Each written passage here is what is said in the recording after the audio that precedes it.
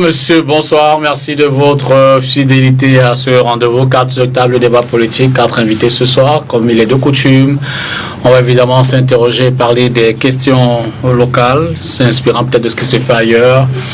Au regard des libertés, liberté d'expression, de réunion, de manifestation, le Cameroun peut-il être considéré comme une démocratie, à contrario dans la pratique? Peut-on dire de notre pays au quotidien, compte tenu de certaines limitations exercées peut-être par les autorités, que le Cameroun est une dictature? C'est le fondement de la problématique de ce soir. On va bien la préciser, le thème Cameroun démocratie ou dictature, après avoir évidemment défini ou alors essayé de s'accorder sur les grands principes autour de ces deux entités-là, démocratie et dictature. On va rentrer dans l'analyse, dans le débat, pour voir si le Cameroun avance dans sa pratique depuis tout au moins les années 90. 4 invités, 3 hommes politiques, un journaliste, écrivain par ailleurs.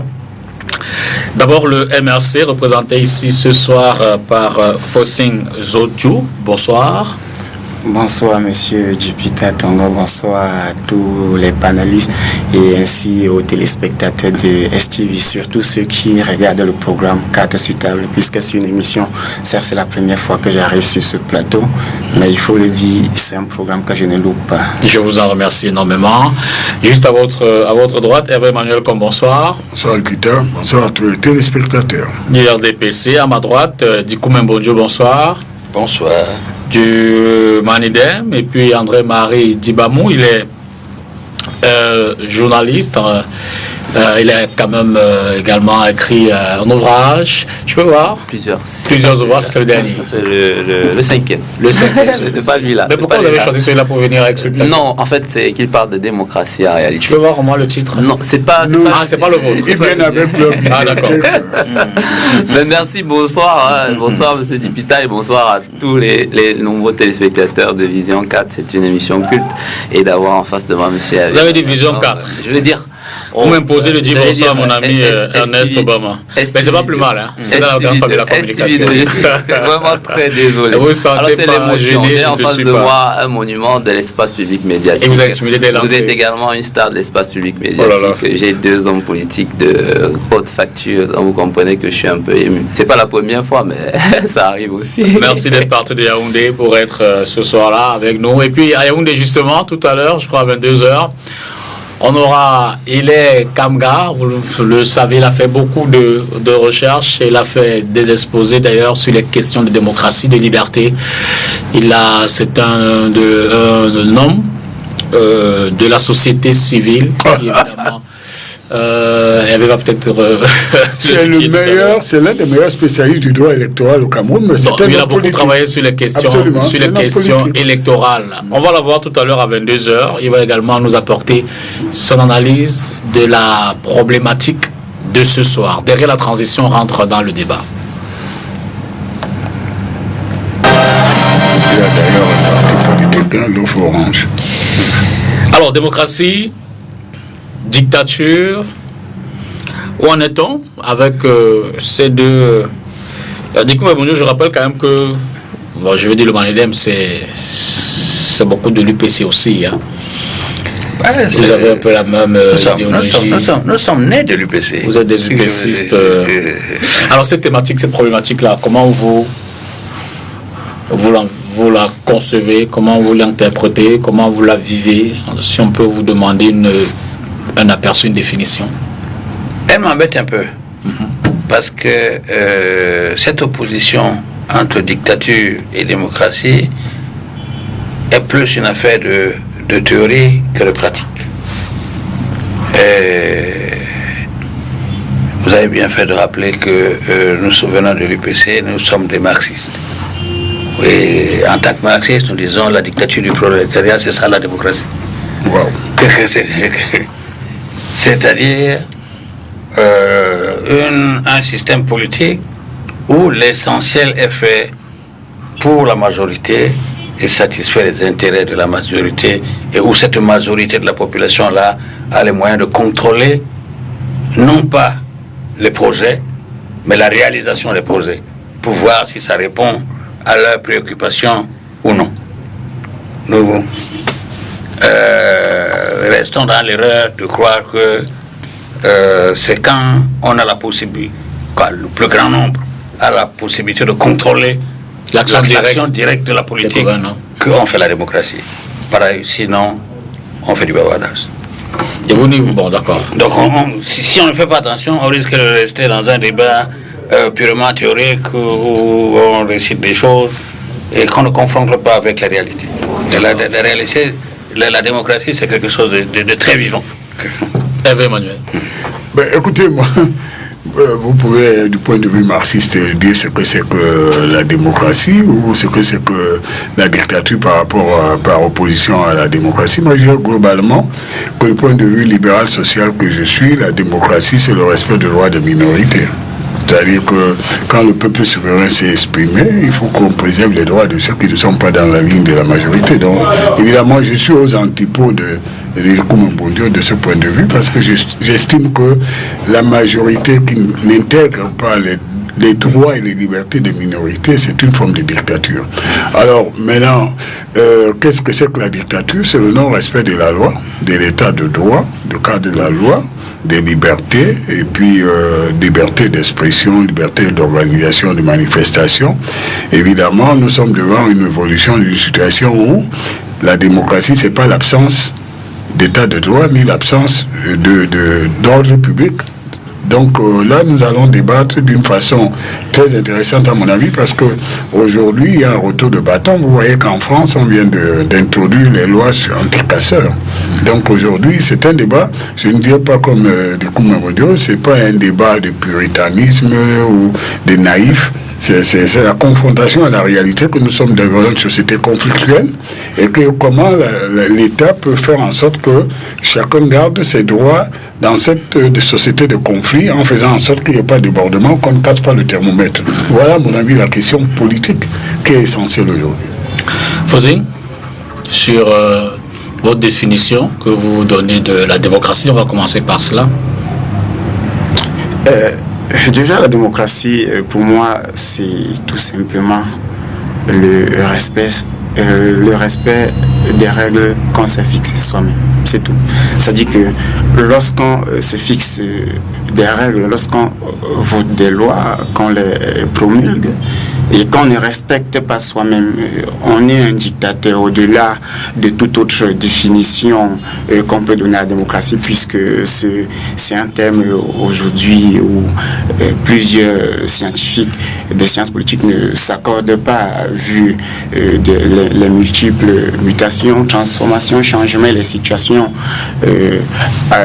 où la démocratie ne parvient plus à rassembler, mais plutôt à diviser, ou dans des situations où la démocratie ne parvient pas à diviser, mais plutôt à rassembler.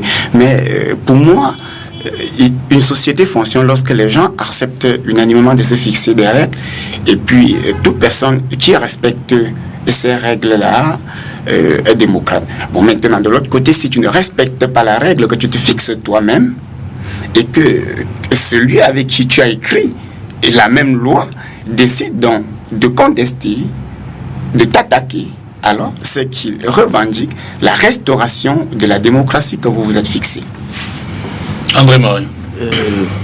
Ce ne sera pas une définition personnelle. La démocratie sera une acception que partage Abraham Lincoln, c'est-à-dire le gouvernement du peuple par le peuple et pour le peuple, c'est-à-dire la participation peut-être du grand nombre et la prise en compte du petit nombre, mais à tout le moins la participation autre que celle du sommet, de la base, si on peut le dire ainsi, à la gouvernance, à la gestion de la chose publique. Pourquoi on parle de la base? Parce qu'il s'agit du peuple. Qu'est-ce que le peuple? Le peuple, c'est celui sur qui s'exerce le pouvoir, celui qui n'a pas de pouvoir. À partir du moment où celui sur qui s'exerce le pouvoir, de manière triviale, c'est-à-dire pour simplifier, qu'est-ce que le peuple? C'est celui qui subit en réalité le diktat du sommet, c'est-à-dire celui à qui on a donné le pouvoir.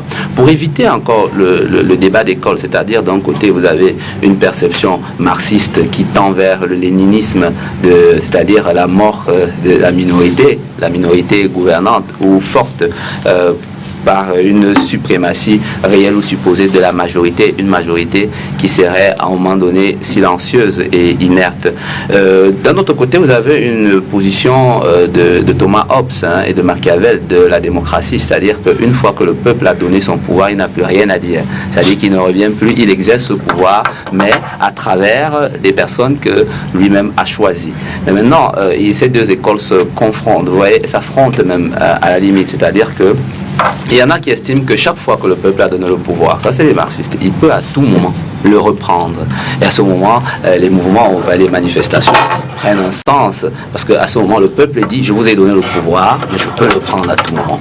Et il y en a qui pensent que c'est de l'anarchie, parce que véritablement, si on arrive à prendre le pouvoir, et les plus grandes démocraties sont nées de ces révolutions, ces révoltes, c'est-à-dire de l'anarchie. Et on ne peut pas faire de l'ordre sans le désordre, ça c'est ce que pensent certaines personnes. C'est-à-dire qu'il faut toujours partir d'un grand Big Bang, et à partir de ce Big Bang, on construit une démocratie réelle, si vous voulez, si c'est ainsi qu'on parle. Et le désordre, si vous voulez, qui est né des manifestations, c'est-à-dire des travailleurs à l'époque, au Cameroun également, peut-être qu'on reviendra sur l'historique, les syndicats et tout le reste. Voilà véritablement la démocratie. À partir du moment où le peuple peut s'exprimer à travers les syndicats, peut-être qu'on viendra au cas du Cameroun, lorsqu'on aura peut-être un syndicat de la police ou de l'armée, un syndicat de la magistrature, ce sera peut-être voilà, la démocratie. C'est-à-dire qu'au sein de ce qui peut être considéré comme une grande muette ou comme un no man's land, ou si vous voulez un espace privilégié ou réservé, on trouve des sons ou des voix dissidentes qui expriment une majorité silencieuse qui n'a pas toujours la parole ni la possibilité. Oui, non, je voulais réagir.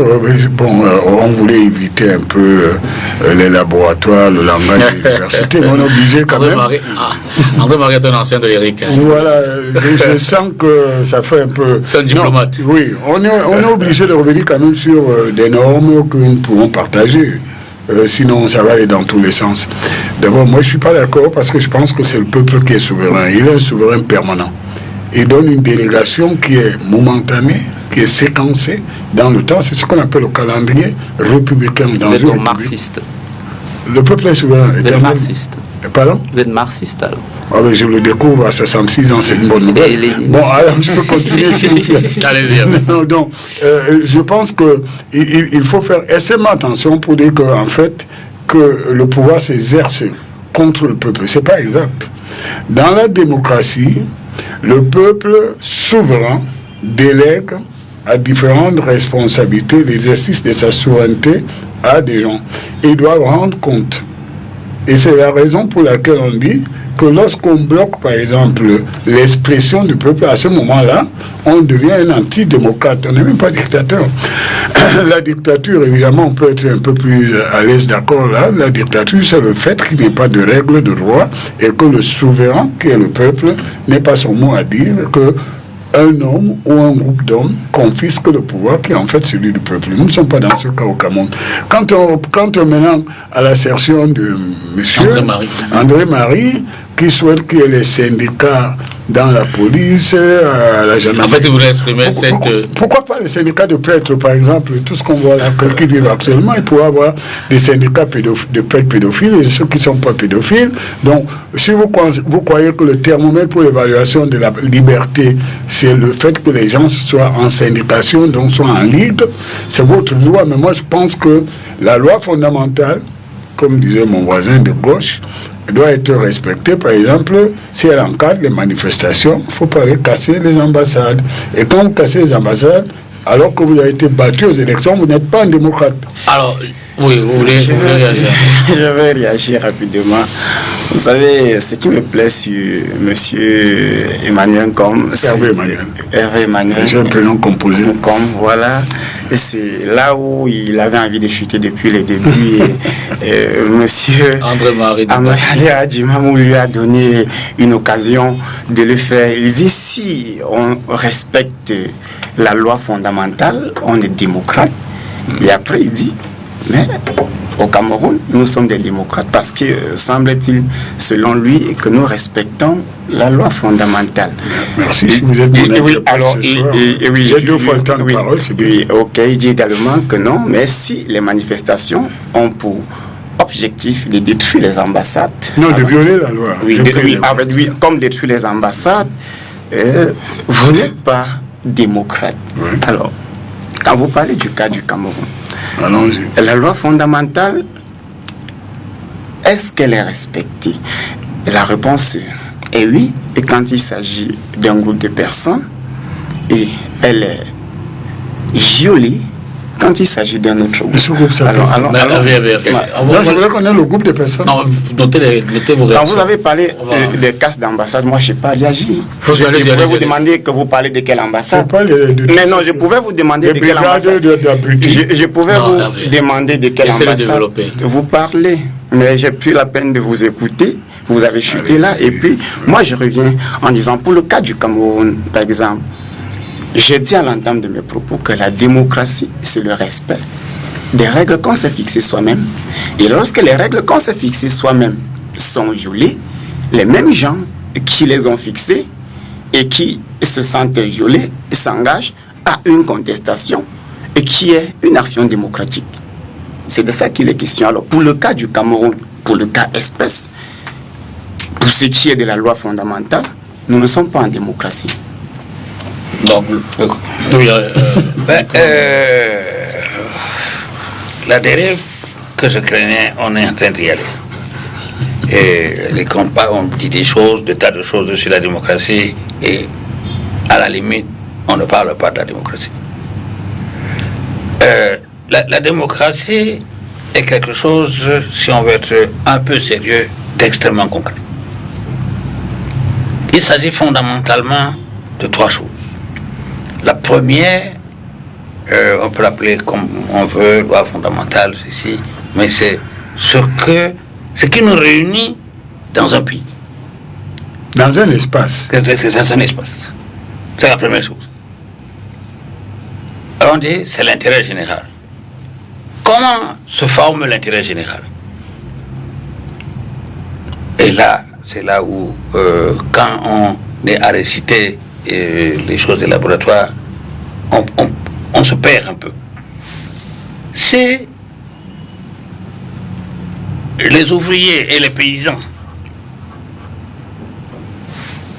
votent et qu'ils considèrent que leur véritable représentant, c'est leur patron, alors il y a un problème. Il n'y a plus personne pour parler véritablement à leur nom. Donc, on fait la loi fondamentale, elle est déjà biaisée. Parce que les gens qui vont la travailler ne viennent pas là pour défendre les différents intérêts qui sont la composition de la société. Et c'est ça que nous vivons dans notre pays. Regardez, depuis que le pays existe, le nombre de petits paysans qui sont devenus députés. Le nombre de chômeurs qui comment constituer un corps social important qui arrive à être député. Et on ajoute là-dessus que maintenant, pour être député, il faut pouvoir disposer de tant d'argent pour être candidat. Des éléments qu'on met en place pour écarter une catégorie de gens qui ne vont pas donc avoir leurs représentants formels pour défendre leurs intérêts. Ça passe par d'autres. Donc cette loi fondamentale-là, c'est elle-même, c'est son processus d'élaboration qui est mauvais.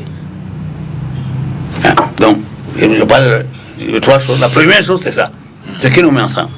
La deuxième chose, une fois que la loi, ou ce qui nous met ensemble, même si on considère que c'est mal fait, quels sont les moyens que nous avons pour contrer la pénibilité des décisions qui vont être prises? Et c'est là le deuxième élément de la démocratie. Et quand on l'applique chez nous, on voit qu'on n'en a pas. Et quand on se dit on n'en a pas, cela signifie quoi? Cela signifie que pratiquement les seuls éléments que la loi nous donne, c'est les partis politiques, les syndicats, les associations. Dès que un parti dit qu'il est contre telle chose, du coup, la présupposition qu'il est contre l'ordre public apparaît. Il ne peut donc pas agir. Mais il y a plus grave. C'est que le pouvoir se donne dans certains cas. Le MRC n'est pas encore à ce stade. Ou c'est le ministre de l'AT qui désigne les gens qui doivent diriger les partis. Comme le cas de l'UPC du Manidep. Donc, voilà vers où on va. Et le troisième élément de la démocratie, c'est l'argent. Ça veut dire que quand on a désigné des gens pour aller faire quelque chose, il faut leur donner les moyens de faire cette chose-là. C'est l'argent, c'est l'impôt. Il y a des situations qui sont incompréhensibles. Premièrement, à un moment où nos grands-parents étaient encore moins fortunés que nous, ils avaient l'obligation de payer l'impôt. C'était un acte de démocratie. Comme nous avons élu des gens pour aller faire le boulot, il faut qu'on leur donne les moyens. Aujourd'hui, la moitié des Camerounais ne paient plus l'impôt. Ils ne financent plus l'activité des pouvoirs. Or, ça peut paraître comme quelque chose de hasardeux, mais on a élaboré ça à partir de 62, quand Aïzo a commencé à créer les ONP, le CPB et tout ça, qui extorquait les paysans et finançait l'État sans que ce soit de l'argent pris des poches des citoyens. Donc on ne négocie même, on n'a plus rien à négocier avec. C'est incroyable. Donc voilà donc comment on a fabriqué. C'est incroyable. Du coup, mon Dieu, moi, on est parti de l'université il y a une trentaine d'années. Il est resté dans l'université avec sa posture marxiste. Parce que quand je l'écoute, on est en pleine théorie, c'est aérien ce qu'il est en train de dire. C'est-à-dire que tu es resté vraiment dans ta posture de bande de lunettes. Non. Mais pourquoi certains Camerounais ne paient pas les D'abord, toi, en tant qu'expert financier, tu sais très bien que la notion même d'impôt a muté. Elle a changé. Tu ne peux pas dire sur un plateau de télévision, dans une émission aussi écoutée, qu'il y a des gens qui ne payent pas l'impôt. C'est inexact. Il y a au moins l'impôt que tout le monde paye, c'est la TVA. La taxe, la valeur ajoutée, c'est une taxe de la consommation, et personne n'en échappe. J'ai entendu d'excellents cerveaux camerounais dire dans des émissions comme ici à Katsutab que par exemple les Benskina ne payent pas l'impôt, c'est faux. Lorsqu'ils s'arrêtent à la pompe pour prendre l'essence, ils payent l'impôt. Est-ce qu'ils payent tout l'impôt qu'ils devaient payer? Ça, c'est le débat. Ils échappent à certains impôts, mais globalement, ils vont à la contribution. Pour revenir dans le débat, en fait, c'est que la démocratie n'est pas une construction parfaite. Et puis parce que la démocratie ne peut pas s'analyser d'une façon ouverte, on l'analyse dans un périmètre, une organisation, un État, une famille, parce qu'il y a une démocratie de proximité aussi. Demain, on va l'analyser aussi dans les institutions de la décentralisation. Donc, quand on revient à un pays, moi, je ne veux pas du tout échapper à ce débat. Donc, il y a une démocratie d'ici et une démocratie d'ailleurs. Oh, mais il y a les démocraties, il n'y a pas une démocratie, point. La démocratie de base, qui est l'expression, le respect de la volonté du peuple et de sa loi fondamentale qu'elle s'est librement fixée, elle améliorera, parce que même les lois vieillissent, on peut les transformer. Ce qui était interdit hier peut être autorisé aujourd'hui, et je ne sais pas... On peut tout aussi bien jouer avec une démocratie apaisée ou avancée. Non, mais je ne dis pas que nous sommes dans une démocratie achevée. Je dis que nous sommes en pleine construction de la démocratie. Mais dans cette construction, il y a les règles du jeu. Il n'y a pas un groupe qui peut s'autoriser à imposer son point de vue à un autre groupe. C'est en plus un groupe minoritaire. Donc, quand vous êtes dans un processus, dans un territoire, d'abord, qu'est-ce que c'est qu'un État? C'est un territoire, une population, une administration qui s'est fixé des règles qui peuvent être globalement régies par la Constitution. Voilà ce que c'est qu'un État. Et quand on est dans un État qui a les règles de cet État, qu'on y adhère librement, il ne faut pas que lorsque ça ne vous arrange pas, vous vous mettez dans la position de ne pas accepter l'application de ces règles. Et Et quand ça vous arrange, ça veut dire que vous voulez faire une démocratie à géométrie variable. C'est inacceptable. Donc, l'intérêt, je crois, que nous avons ce soir, c'est de dire en quoi nous avons des avancées, qu'est-ce que nous avons en commun, et qu'est-ce qu'il nous reste à faire, le chemin qui reste à parcourir. Nous avons vu, par exemple, ces dernières semaines que nous sommes dépassés par la montée de la violence juvénile dans ce qu'on appelle la communauté éducative, c'est-à-dire qu'on forme les professeurs avec les méthodes du 18e, 19e siècle, et ils ont à faire face à des situations qui n'ont pas été prévues à l'école normale supérieure ou à l'ENIEC. On veut que les surveillants généraux qui ont été formés pour enseigner la géographie, l'histoire, les mathématiques ou la physique deviennent des surveillants d'établissements où les jeunes ont des capacités de violence maintenant qui sont supérieures à une bande armée du 18e siècle. Donc voilà une question démocratique. Maintenant, si on réduit la démocratie parce qu'on a perdu les élections et qu'on a meute quelques aboyeurs, on veut imposer un point de vue qui n'est pas celui du peuple. Si vous ne respectez pas le peuple souverain, vous n'êtes pas un démocrate. Voilà d'abord un point sur lequel il faut qu'on s'entende. Il faut laisser qu'il parle, puisqu'on a assez parlé sans lui. Moi, je vais rebondir. C'est vous le directeur. Il va parler, mais... Moi, je reviens rapidement. Écoutons ce que dit M. Emmanuel comme au Camerounais.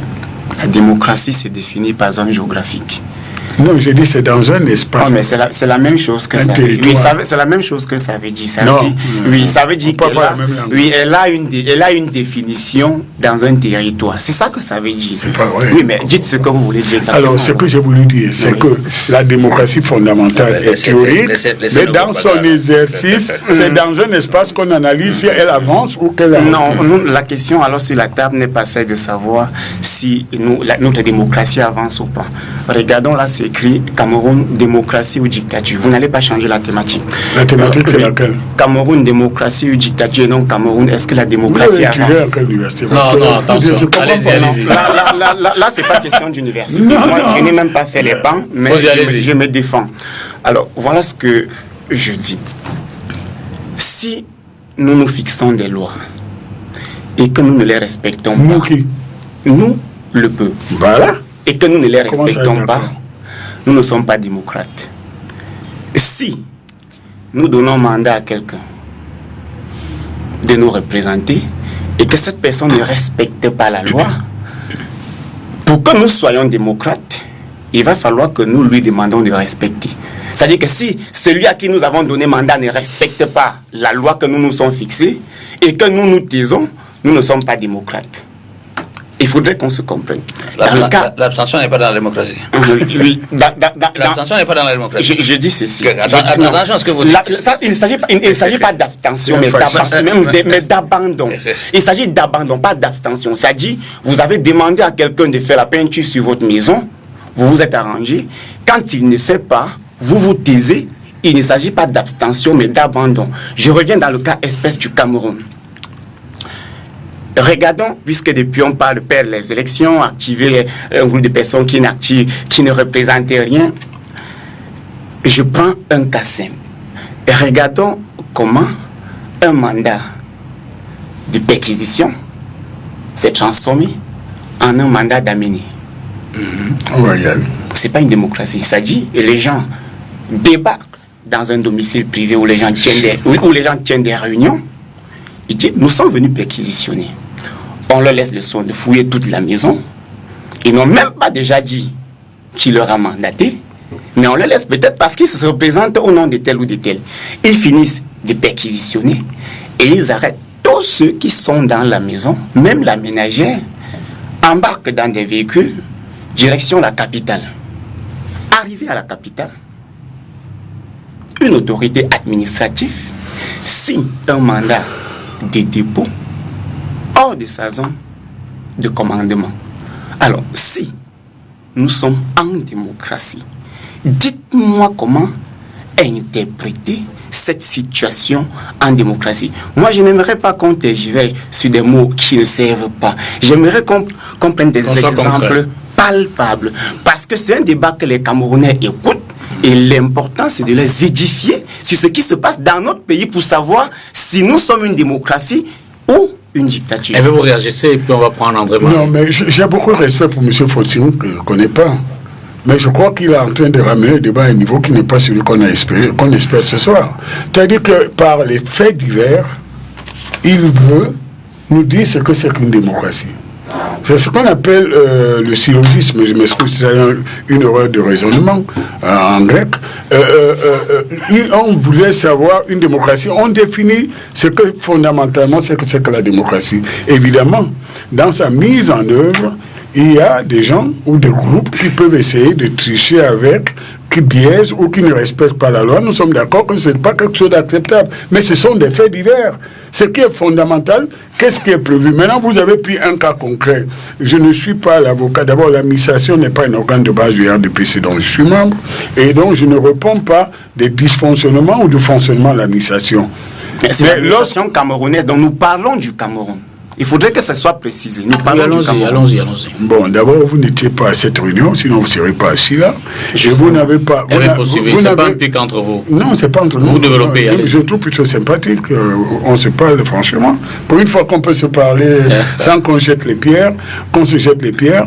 Vous n'avez pas lu le mandat en question. Je ne l'ai pas lu moi non plus. Vous n'avez pas déposé un recours administratif en annulation de cette décision, que ce soit d'une autorité administrative ou elle émanait. Attendez, et dans une affaire qui est en cours, nous n'allons pas faire l'instruction de cette affaire, vous et moi, puisque nous ne sommes pas dans le secret de l'instruction. Revenons à ce qui intéresse les Camerounais. Vous n'avez pas le monopole de parler au nom des Camerounais. Okay. Ce qui intéresse les Camerounais, c'est de savoir, en l'état actuel, est-ce que nous sommes dans la bonne direction pour construire une démocratie, pour le vivre ensemble, ou bien nous reculons? Quelle est l'allure que nous voulons implémenter pour atteindre ces objectifs? C'est ça qui intéresse. Quand aux élections, vous les avez perdues, c'est terminé. Je veux qu'on interroge un peu l'historicité de notre démocratie. Si on prend pour point d'ancrage les années 90, notre loi a quand même connu des mutations. Il y a eu 96, il y a eu des évolutions, il y a eu 2004, que ce soit la loi fondamentale et toutes les autres lois qui l'accompagnent, code pénal et autres. Est-ce qu'on peut donc interroger pour voir et peut-être apprécier ce mouvement? Est-ce qu'on avance? Est-ce qu'on recule? Est-ce qu'on est statique? Avant que de répondre, permettez, M. Djipita Tongo, que je sois moins stratosphérique, parce que c'est le reproche qu'on nous faisait tous sur le plateau, d'aller dans les... Mais bon, il y a 4 piliers fondamentaux sur lesquels repose une démocratie, en tout cas sur lesquels on évalue une démocratie de manière générale. D'abord, le multipartisme, ça répond à la question de 90. Le multipartisme, c'est le concert des nations qui se met ensemble et dit, nous allons désormais évaluer le niveau de démocratie, ou justement qualifier de démocratique un État à partir de le multipartisme. Est-ce que le Cameroun est un État qui accepte le multipartisme? Oui, à partir de 90. D'ailleurs, on l'a connu même avant. C'est-à-dire, historiquement, nous étions même démocratiques avant de ne plus l'être, et par la suite pour le redevenir. Ensuite, nous avons le suffrage universel. C'est-à-dire la capacité, c'est là où le peuple intervient, M. Hervé Emmanuel, comme mon frère du MRC. Donc, l'État intervient, je veux dire le peuple intervient à partir du suffrage universel. Et on évalue également le degré de démocratie à partir de l'implication, le taux de participation, la transparence et tout ce que l'on veut. Mais dès lors qu'il y a suffrage universel et direct, il y a, si vous voulez, un élément de la démocratie. Troisième pilier fondamental, le respect des libertés. Toujours la loi de 90 sur la liberté d'association. Avant 90, c'était pas possible de créer autant d'associations qu'aujourd'hui. Donc la liberté, on les crée, les tontines et tout le reste dans les quartiers. C'est à partir de la loi de 90. C'est-à-dire que voilà un pilier de la démocratie. Les partis politiques, en dehors de l'UPC qui est né dans les années 50, non, 46, 48. 48. C'est né à côté de ma maison, mon père était. Super. Donc en dehors de l'UPC, qui est un des vieux, les plus anciens, qui je crois est né d'un syndicat, parce que c'était à la base un syndicat avant de devenir un parti politique. C'est Omniobel qui était syndicaliste. Mais l'UPC est une organisation politique née à Serra, Douala 5e, par un groupe de personnes dont certains Oui, il n'était pas camerounaise. Absolument. Et donc, l'un des pères initiateurs était un syndicaliste reconnu de toute façon. Oui. Il faisait partie de la syndicat français, là, comment, je sais pas. La CGT. La CGT. Donc, c'est pourquoi on peut leur prêter cela. Le dernier élément fondamental que d'aucuns ajoutent, avec le respect des libertés individuelles, il s'agit, comme l'a dit mon copanéliste, de ne pas faire passer, M. Fossing, un mandat de perquisition pour un mandat d'amener, par exemple, ou d'arrestation. C'est sous ça la démocratie. On respecte simplement les règles. Et pour moi, c'est ça, le respect de la liberté individuelle. Un respect des libertés qui fait en sorte que chaque personne, chaque citoyen, où qu'il soit, quoi qu'il fasse, puisse être sûr que ce qu'il fait est en rapport. Je veux dire que ce qu'il puisse faire, de bien ou de mauvais, ne peut jamais sortir du cadre légal je veux dire, cadre légal, la loi, c'est une tautologie, c'est une répétition, mais qu'on sente une certaine sécurité, que la loi soit là pour protéger et non pour, on va dire quoi, une sorte de père fouettard qui à chaque fois tape le même enfant chaque fois. Le dernier élément fondamental, franchement, pour la démocratie, rappelez-vous, j'ai même pas encore répondu à votre question sur les textes de 90, je vais aller très vite pour ne pas monopoliser la parole. C'est l'alternance. Elle est très importante et c'est un élément qui arrive à un moment où on n'est pas tous d'accord. Je veux dire, la communauté des chercheurs et des scientifiques, ça se voit très vite que vous n'êtes pas d'accord avec l'élément de l'alternance. Vous faites dire à l'alternance qu'elle ne joue pas. Absolument. On ne fait pas jouer, c'est-à-dire c'est un critère d'évaluation d'une démocratie. On peut être d'accord, c'est-à-dire le multipartisme, ça existe aux États-Unis. Le pluralisme. Très bien, ce qu'on appelle le pluralisme politique. Bon, les États-Unis, c'est pas trop la grande forme là-bas, on est d'accord. Donc, pourtant, dans les critères de l'alternance, par exemple, ils ont de bons points. Vous voyez que tout ça va ensemble. Quand on veut noter, c'est-à-dire qu'on note, on donne le point du pluralisme politique, le point du suffrage universel, du respect des libertés et le point de l'alternance. Sur cet aspect, ce dernier aspect de l'alternance, qui n'est pas monnaie courante en Afrique, elle nous permet de mieux comprendre la démocratie tropicalisée, celle que sur ce plateau, M. Hervé Emmanuel comme représente à juste titre, c'est-à-dire une démocratie tropicalisée. Elle est fondamentale. Il faut accepter de tropicaliser la démocratie. Non, et moi, je vais prendre, pour répondre à la question sur l'évolution. En un mot, c'est que notre démocratie, je ne dirais pas que nous sommes... Bon, enfin, c'est peut-être une sorte de conclusion, mais en réalité, il faudrait qu'on commence par là pour construire notre raisonnement, c'est-à-dire le débat du soir. Nous sommes à la croisée des chemins, c'est-à-dire que nous sommes entre ces deux espèces, ces deux mondes, c'est-à-dire d'une part la démocratie et la dictature dont parle le sujet. Oui, parce que pour arriver à la démocratie, effectivement, il faut sortir. J'aime bien l'allégorie de l'accouchement. Vous voyez, c'est difficile le travail d'une dame, et puis l'enfant arrive, même par césarienne. De toutes les façons, il finit toujours par arriver. Et c'est ça le problème de chez nous en ce moment, c'est-à-dire le problème de notre démocratie. Et si nous voulons mieux comprendre ce phénomène, mieux comprendre ce sujet, nous devons partir d'un point de départ, c'est-à-dire d'un point de non-démocratie, je ne vais pas appeler ça la dictature, vers un point de démocratie. La démocratie, vraiment, elle est là, elle est quelque part. On va la trouver, on va y arriver, quels que soient les cas, c'est-à-dire qu'on la prend dans tous les sens, elle est là, on va la chercher de toute façon. Merci. Dikouma Bonjo. Oui. Sur l'historicité. Oui.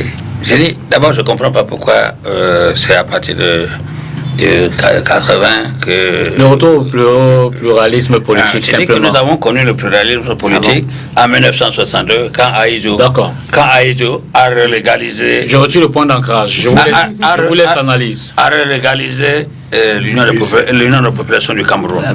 L'Union de population du Cameroun, à partir de 62, n'a plus jamais été interdite. Absolument. Alors, il y avait donc de fait deux partis qui existaient. Est-ce qu'on peut dire que le Cameroun à ce moment-là était démocratique? Non. Non, pour dire donc que votre affaire de pluralisme là, c'est un seul critère. On peut faire le pluralisme et empêcher les organisations de l'alternance. Donc le pluralisme en tant que tel, c'est un accompagnateur, ce n'est pas l'essence de la démocratie. Le Cameroun est démocratique. On peut faire la démocratie en parti unique. Voilà. Et j'ai dit... Comme c'est tes amis marxistes. Oui. L'expérience que j'ai du Cameroun est que la dernière Assemblée nationale avant le multipartisme est l'Assemblée qui a le plus travaillé pour le Cameroun depuis que nous sommes indépendants. C'est-à-dire l'Assemblée, là, avant que 85, et le reste, ce n'est que la fantaisie. Ils sont là, et sur aucun problème, tu ne les vois aborder les problèmes sérieusement. Donc cette assemblée-là était une assemblée de parti unique. C'est elle qui a fait les lois,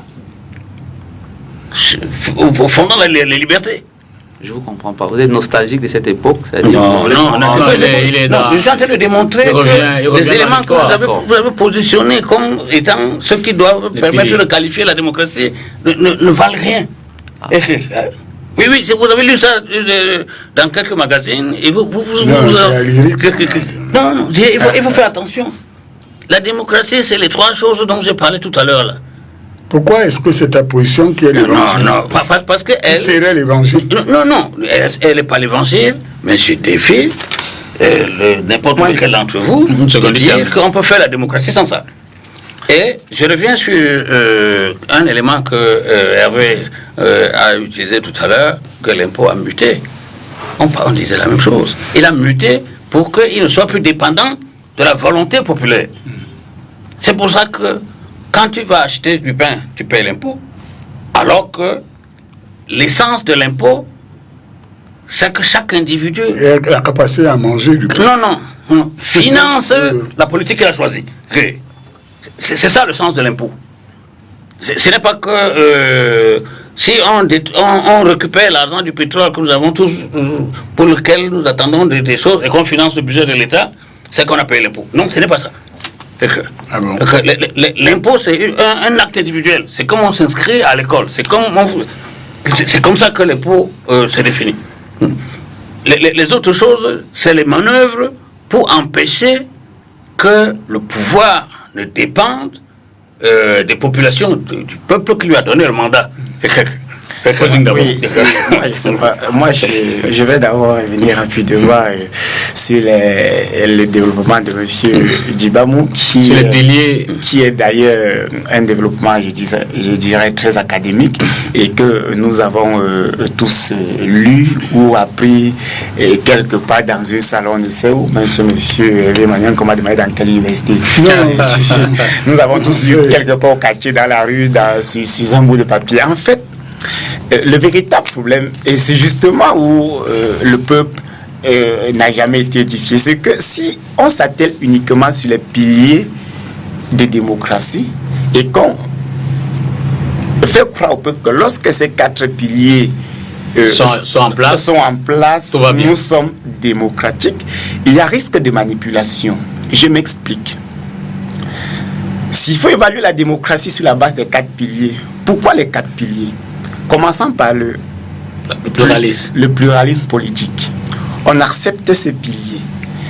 Mais pour que ce pilier ait de la valeur, il faut qu'il y ait l'alternance. On se comprend? Et pour qu'il ait l'alternance, il faut qu'on laisse le premier pilier qui est le pluralisme politique s'exprimer. C'est-à-dire, on peut vous ouvrir à 380 partis politiques. On vous empêche de vous exprimer. Et là, il n'y aura pas d'alternance. Alors, la manipulation à ce niveau voudrait que quoi? Qu'on vous dise, vous êtes démocrate parce que, dans tous les cas, vous avez 380 partis politiques. Maintenant, au niveau de la liberté d'expression, qu'est-ce qu'on fait? On donne la liberté de bavarder, de parler, parce que parler n'est pas s'exprimer. L'expression, oui, oh, peut-être vous apprenez chez moi. Donc on donne la possibilité, on donne la possibilité aux gens de bavarder. Donc on peut se clamer sur les plateaux pour vanter notre démocratie, de dire, dans certains pays on n'insulte pas le chef de l'État, mais au Cameroun, lorsqu'on insulte le chef de l'État, on laisse. C'est la liberté d'expression. Est-ce qu'on se comprend? Bref, c'est la liberté de bavarder. La liberté d'expression, c'est quand les organisations constituées et reconnues légalement peuvent donc exprimer leur opinion. Alors, on préfère laisser libre cours au bavardage et interdire l'opinion. Ça fait qu'il n'y a pas d'alternance. Pour le cas espèce du Cameroun, nous sommes dans cette logique. Alors, la manipulation consiste donc a dit quoi? A dit, nous avons 380 partis politiques. Citez-moi notre pays en Afrique où il y a la liberté de créer autant de partis politiques. Et lorsque nous le disons, on dit, peut-être ça n'existe pas. Nous sommes démocrates. Nous avons la liberté d'expression. Citez-moi notre pays en Afrique noire où on peut insulter le chef de l'État et on ne va pas en prison. Certainement, ça n'existe pas. Et alors, quand tu le fais, quand tu dis ça n'existe pas, on dit, ça veut dire qu'il y a la liberté d'expression. Les Camerounais sont capables de s'exprimer. Deuxième manipulation. La troisième manipulation, donc, consiste à faire croire aux gens que si, en fait, les 380 partis politiques n'arrivent pas au pouvoir, c'est parce qu'ils sont inefficaces. Mais on oublie la substitution de la liberté d'expression par la liberté de bavader. Donc, la presse, muselée, orientée, contrôlée, les partis politiques, contrôlés, au point où les ministres de l'administration décident de qui sont les dirigeants des organisations qui se sont constituées pour défendre une cause. Donc, le ministre de l'administration, issu d'un parti politique, lui-même militant, et prend la décision de nommer des dirigeants, parfois avec la tenue d'un autre parti politique sur lui. Et quand cela passe, on appelle ça l'autorité de l'État qu'on doit respecter en démocratie. En fait, c'est une succession de manipulations. Et pour le cas du Cameroun, nous en sommes là. Ah ben, écoutez, je ne savais pas que venait une émission de divination, mais je ne m'ennuie pas. Parce que là, on est vraiment dans... je ne sais pas... non, battez-vous à trouver des arguments. Battez-vous, monsieur. Vous ne me dites pas ce que je fais, vous me laissez parler. Battez-vous à trouver des arguments. Non, maintenant, vous me laissez parler. Vous le dites d'autorité, je vous écoute. Vous me laissez parler. Député, je pense que, pour faire simple en français facile, la démocratie, c'est l'équilibre des pouvoirs, du point de vue de l'institution de vivre ensemble. Et quand vous lisez même les œuvres, que ce soit Montesquieu, Durkheim, Hobbes, c'est-à-dire le judiciaire, le législatif, l'exécutif, maintenant on peut ajouter un quatrième pouvoir qui est en train de se manifester, on dirait les médias, mais moi je dirais l'opinion. Bon, alors quand vous avez cet équilibre des pouvoirs, évidemment, il y a une réalité qu'il faut vivre à l'intérieur pour savoir est-ce que le jeu est transparent, est-ce que tout le monde respecte les règles du jeu. Mais je vous ai dit ici dans mon propos introductif que la démocratie n'est pas une œuvre achevée. Moi, je suis dans une famille chrétienne. Mon père m'a privé des prières les plus simples. Seigneur, je ne suis pas un homme parfait, mais donne-moi la force de cheminer vers la perfection avant que j'arrive chez toi. Ça veut dire que celui qui s'élèverait ici aujourd'hui, mon cher compatriote, et qui va vous dire qu'on est au paradis, il vous ment. Même vos gourous de votre secte là-bas, si vous dites ça, ils mentent. La démocratie est une lutte permanente, c'est un combat quotidien. Lorsque le Koumambondio et moi, nous étions étudiants en France, nous étions dans des mouvements de combat, je reconnais le Koumambondio, un passé où il a été à l'UNEC, et tout ça, ils ont mené le combat contre la colonisation, pour la décolonisation, mais ont mené le combat. Ils ont mené le combat, dont certains ont réussi. Est-ce qu'ils en sont bénéficiaires? Je ne suis pas du tout sûr. Et chacun de nous a une histoire familiale avant de devenir un acteur de l'histoire collective. Moi, je suis dans une famille du Plessis. Je sais quel est le prix qui a été payé pour qu'il y ait quelques centimètres de progrès dans l'organisation de la société. Donc, aujourd'hui, il n'est intéressant que de venir faire un débat pour dire qu'est-ce qui marche bien, qu'est-ce qui ne marche pas. A-t-on évolué ou n'a-t-on pas assez évolué? Pour aller droit, et je sais que la va faire sursauter Fotsim, l'avènement de Paul Biya a été un progrès, une évolution dans la construction de la démocratie camerounaise. Il y a une conquête des libertés qui est incontestable. Il a le droit de penser que parfois, elle n'est pas effective. Mais il est à l'aise quand il est sur les médias, qui sont des organes de base de son association, qui n'a que 3 mois. Et il se plaint que les médias soient manipulés. Qui les manipule? Donc, je crois aujourd'hui... Non, je termine pour dire qu'aujourd'hui, la démocratie, c'est la voie, il n'y a pas une autre. On doit la construire ensemble. Il y a des institutions qui doivent évoluer. Par exemple, des problèmes dans le domaine tel que la liberté d'association, la liberté de manifestation. Voilà un débat qui peut être intéressant. Venir faire de la sorcellerie, merci, ça ne m'intéresse pas. Alors, après, on va essayer de voir si dans la pratique, on peut donc dire dans notre pays qu'il est démocratique. Mais d'abord, on va faire un tour du côté de Yaoundé. Il est Kamga, bonsoir. Bonsoir. Merci, merci d'être avec nous ce soir pour apporter votre contribution à ce débat, édifier nos téléspectateurs. En parlant de la démocratie et de la dictature, vous avez beaucoup travaillé sur les questions électorales et les questions de démocratie. La définition des termes et puis peut-être en interrogeant la pratique au quotidien, qu'est-ce que vous en pensez? Parlant du Cameroun, bien sûr. Oui, mais d'abord, il faut peut-être faire deux précisions. La première précision, c'est qu'on saurait analyser la situation du Cameroun en tant qu'un pays dit démocratique sans définir, de notre point de vue, quels sont les éléments, quels sont les piliers qui fondent une démocratie. Quels sont les piliers de la démocratie? C'est lorsqu'on les a, on est d'accord là-dessus, qu'on peut donc analyser et voir si un quelconque est un pays démocrate. Alors, les piliers fondamentaux sont lesquels? Or, la dévolution du pouvoir par l'élection, les élections qui doivent remplir au moins 3 conditions. Elles doivent être libres, elles doivent être justes, elles doivent être indépendantes, elles doivent être régulières. Et le deuxième pilier, c'est la séparation de pouvoir. Il faut que les pouvoirs qu'on vient de transmettre soient séparés. C'est le pilier. Et le troisième, naturellement, c'est l'état de droit. Lorsque vous avez ces 3 éléments, vous êtes en démocratie. Maintenant, l'état de droit se caractérise lui-même par 4 éléments fondamentaux. D'abord, l'égalité des citoyens devant la loi, si vous voulez. Deuxième élément, il faut qu'on respecte la hiérarchie des normes juridiques. Et le troisième élément, c'est ce qu'on appelle les droits de l'homme, dans lesquels, c'est-à-dire ce qu'on ne peut pas transférer dans les premiers piliers. Notamment le droit à pouvoir manifester, le droit de pouvoir parler, critiquer le pouvoir qu'on a transféré, le droit de pouvoir se réunir avec d'autres pour critiquer. Tous ces droits-là constituent ce qu'on appelle les droits de l'homme. Alors, le problème, c'est que si vous remplissez ces 3 conditions, vous êtes en démocratie.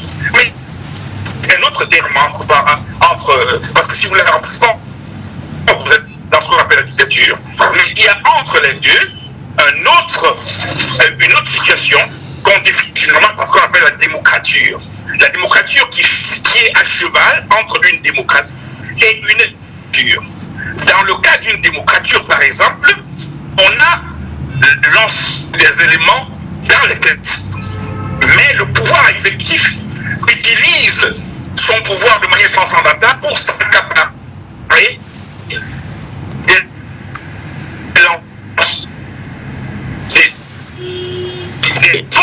Il est Kamga? Il est Kamga? Alors on va rapidement le rappeler pour évidemment qu'il poursuive son développement sur la question. Vous le savez, hein, il a beaucoup travaillé sur ces questions électorales là, avec l'offre Orange. On va rapidement aller du côté de Yaoundé à nouveau pour l'avoir et espérer qu'il sera toujours en ligne pour nous apporter évidemment son expertise sur ces questions.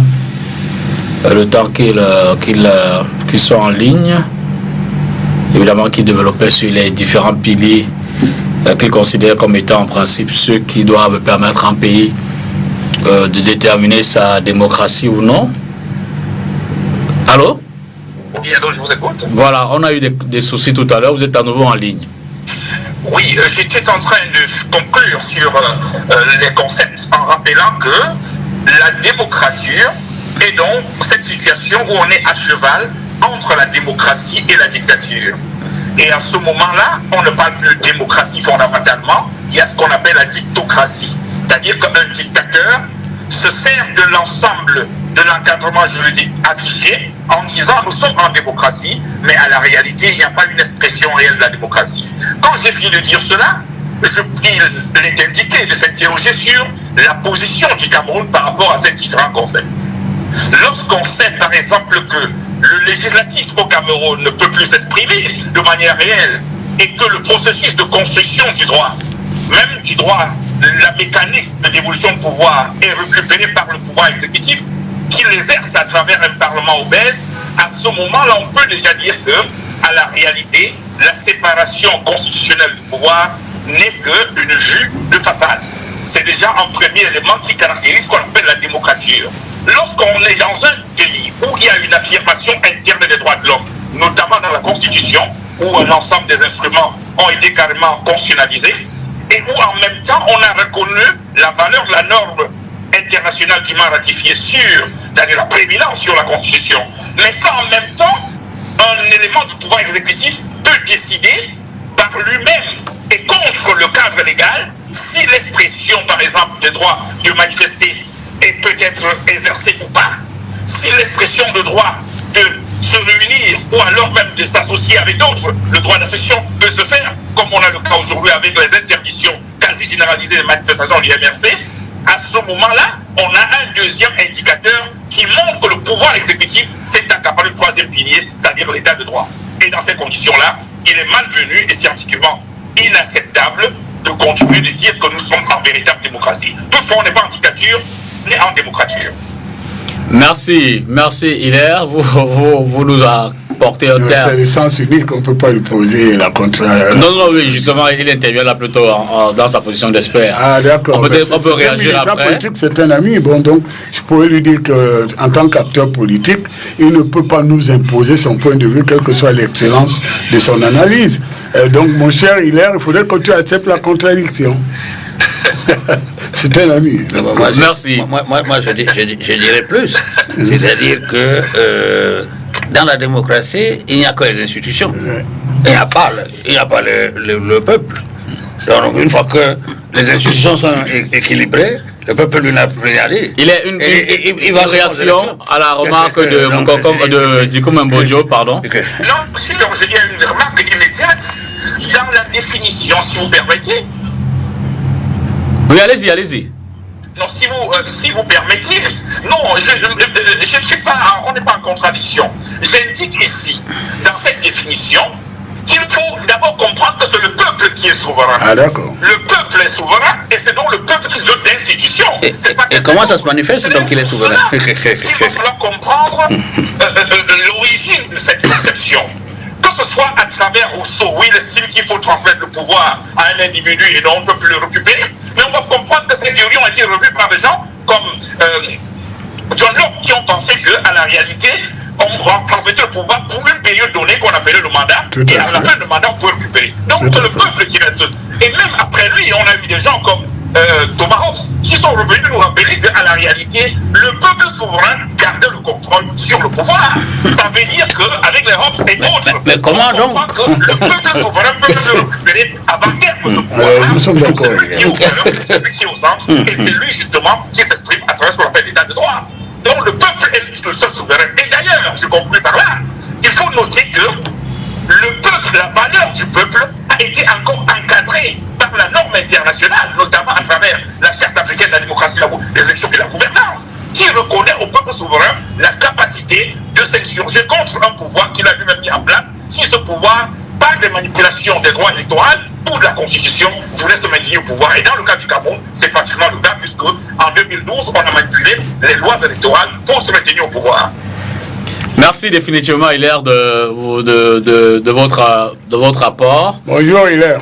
À ce débat, on vous a pris davantage dans votre posture d'expert ce soir. Je le rappelle, vous avez d'ailleurs, j'ai failli dire, ajouté au vocabulaire, hein. Vous avez dit la démocrature. Non, mais lui, il crée les mots. Pour faire une synthèse entre la démocratie et la dictature. Merci, bonsoir.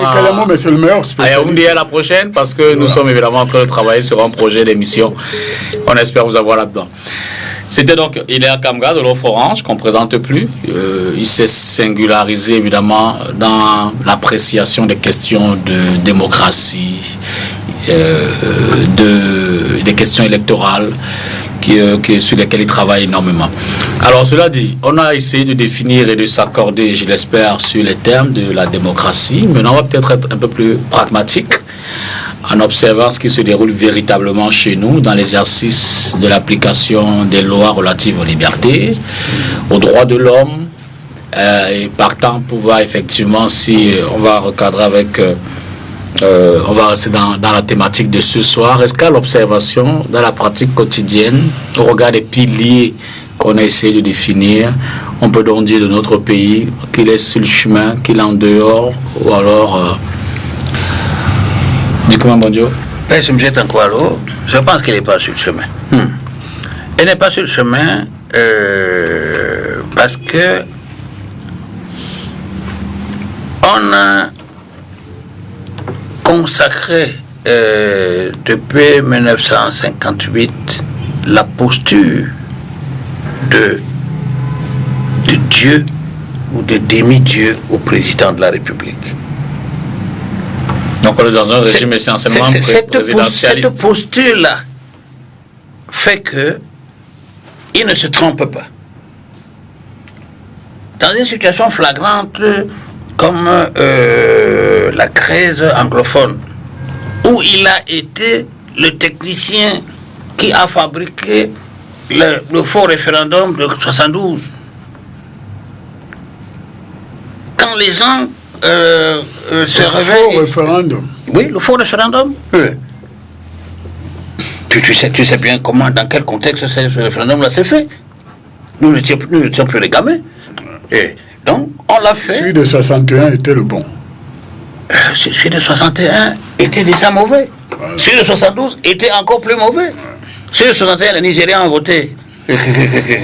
Bon, non, faut laisser ça. Celui de 72, on l'a préparé en 10 jours. Les Camerounais disent aujourd'hui que ce qu'on a fait là était une connerie. Le président de la République, il ne faut pas 10 ans pour qu'il analyse et voit que on s'est trompé. Revenons en arrière. On reste sur une histoire d'un Cameroun uni qui n'est pas négociable. C'est le peuple qui est en train de dire cette affaire-là, nous n'en voulons pas. Qui t'a mandaté pour parler au nom du peuple? Moi, je suis parti de... Tu es même conseiller de quartier? Non, je suis... Non, je dis...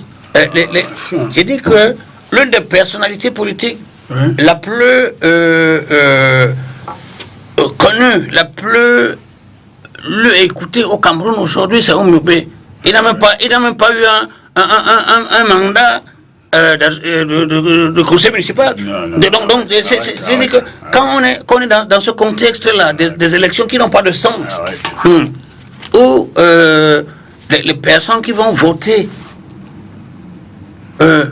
n'expriment pas leurs ambitions, où on leur dit seulement si vous n'êtes pas derrière le frais du village, il n'y aura plus le riz et telle autre chose quand il viendra au week-end. C'est cela l'élection. Et quand ces gens-là ont eu des mandats, après ils font n'importe quoi. J'ai oublié le village. André-Marie d'abord. C'est scandaleux. Regardons de l'actualité, ou alors l'actualité démontre-t-elle aujourd'hui que nous sommes dans une démocratie ou dans une dictature? Si on pourrait... C'est une question piège, monsieur Dipita. Ce serait très difficile, prétentieux pour moi ici de couper la poire en deux.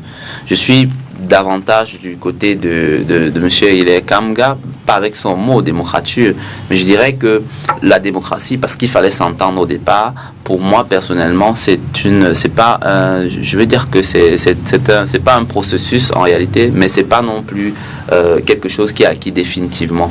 Vous voyez, à chaque fois et dans toutes les sociétés, nous allons avancer et nous allons reculer. Il y aura des moments où on a connu des États qui ont connu des très grands. Moi, je prends le cas de la Turquie par exemple. Si on veut évaluer, vous voyez, ça a évolué. Peut-être la Turquie, on est loin du Cameroun. Peut-être qu'en parlant des autres, on comprend mieux notre contexte.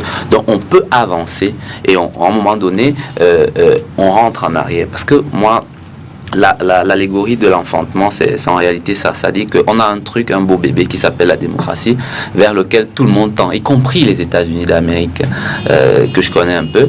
Et donc, ils tendent vers la démocratie tout le temps. Et à un moment donné, vous avez un chef d'État qui arrive, par exemple. Les États-Unis ne sont pas démocrates, ils y tendent simplement. Oui. Les États-Unis tentent. Si nous prenons le cas du Brésil, c'est la même chose. C'est-à-dire qu'on avance.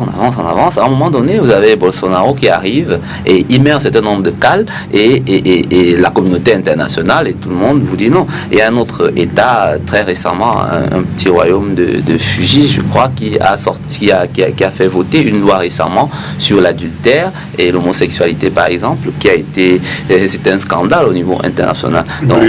Brunet, autant pour moi, merci. Et donc, on a dit, non, ça ne pourrait pas se faire, et comment on comprend qu'au XXIe XXIe siècle. En réalité, donc si nous sommes d'accord que la démocratie, on peut avancer et on peut reculer, et que ça dépend même à un moment donné des individus. Des rapports de force. Pas simplement des rapports de force, parce que la réalité, le rapport de force est acquis sur le plan politique. C'est-à-dire lorsque l'appareil politique qu'est le RDPC, on en a parlé beaucoup ici, qui est puissant, et M. Hilaire, expert, a parlé d'une puissance qui tendrait vers la dictature. Mais la réalité, c'est que lorsqu'on a trop de pouvoir, on en abuse toujours. C'est-à-dire que c'est indéniable.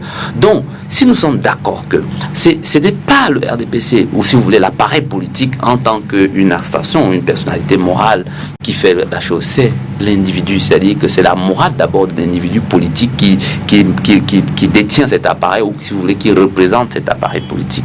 On peut très bien, et monsieur Dikouma Bondio a dit qu'on peut faire la démocratie sans tous les ingrédients qui viennent d'être cités. Et je suis très heureux qu'on on soit rentré à l'école avec l'expert, parce qu'il s'agit de ça, il faut mettre les bases. Donc, est-ce que nous avons avancé? Monsieur Dipita Tongo, au Cameroun, aujourd'hui, moi, je suis mal à l'aise. Je suis né en 91. On ne dit pas son âge à la télé, mais j'ai 28 ans. Vous voyez, je n'ai pas connu l'époque je n'ai pas connu la dictature. Moi, je suis né dans la démocratie, si vous voulez, dans les libertés, dans la liberté de ton, la liberté de parler, de faire ce qu'on veut. Et puis, il y a eu Facebook et WhatsApp. Je suis très heureux qu'il n'y ait pas eu ça à l'époque de mes aînés. Bon, c'est un peu cynique, mais vous voyez, moi, je suis né là-dedans. Et c'est un avantage, en réalité. Il y a Internet. Il y en avait déjà avant 90, mais c'était pas accessible à tout le monde, c'était un peu difficile. Donc aujourd'hui, ça, ce sont des éléments fondamentaux. Et on trouve que Facebook, c'est la démocratie. Avec tout cet arme. Non, en fait, je pense qu'il voulait faire l'expression, il voulait mettre en exergue ce volet, voilà, volatile. Et c'est de cela qu'il est question, parce qu'aujourd'hui, vous dites qu'il y a des États qui sont en train d'élaborer des lois contre Facebook. Il y en a qui s'attaquent. Et aujourd'hui, d'ailleurs, une des réflexions que j'ai eu à mener, c'était de voir le pouvoir politique et Facebook.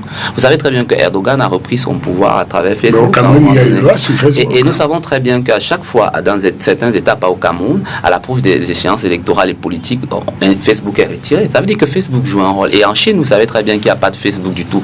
Mais nous parlons de démocratie. Est-ce que nous avons qu'il n'y a pas de Facebook en Chine.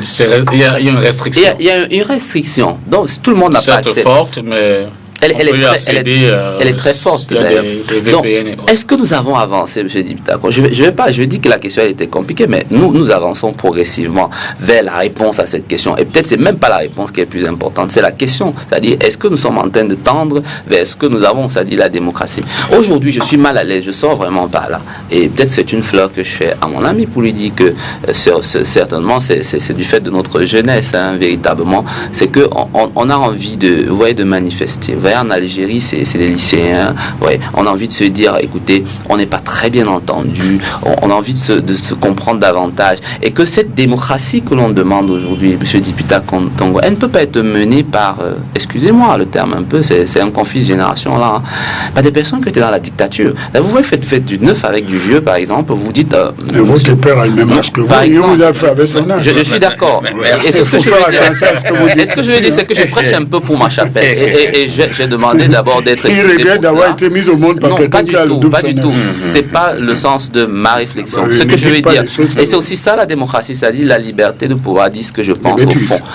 Et si c'est des bêtises, excusez-moi, parce que c'était pas assez de bonne foi. Si vous voulez. Et il faut terminer, donc je disais que vous voyez, vous demandez à des personnes, ils ont la compétence qui leur sied, tout le parcours que l'on veut bien. Pour moi, c'est très intéressant.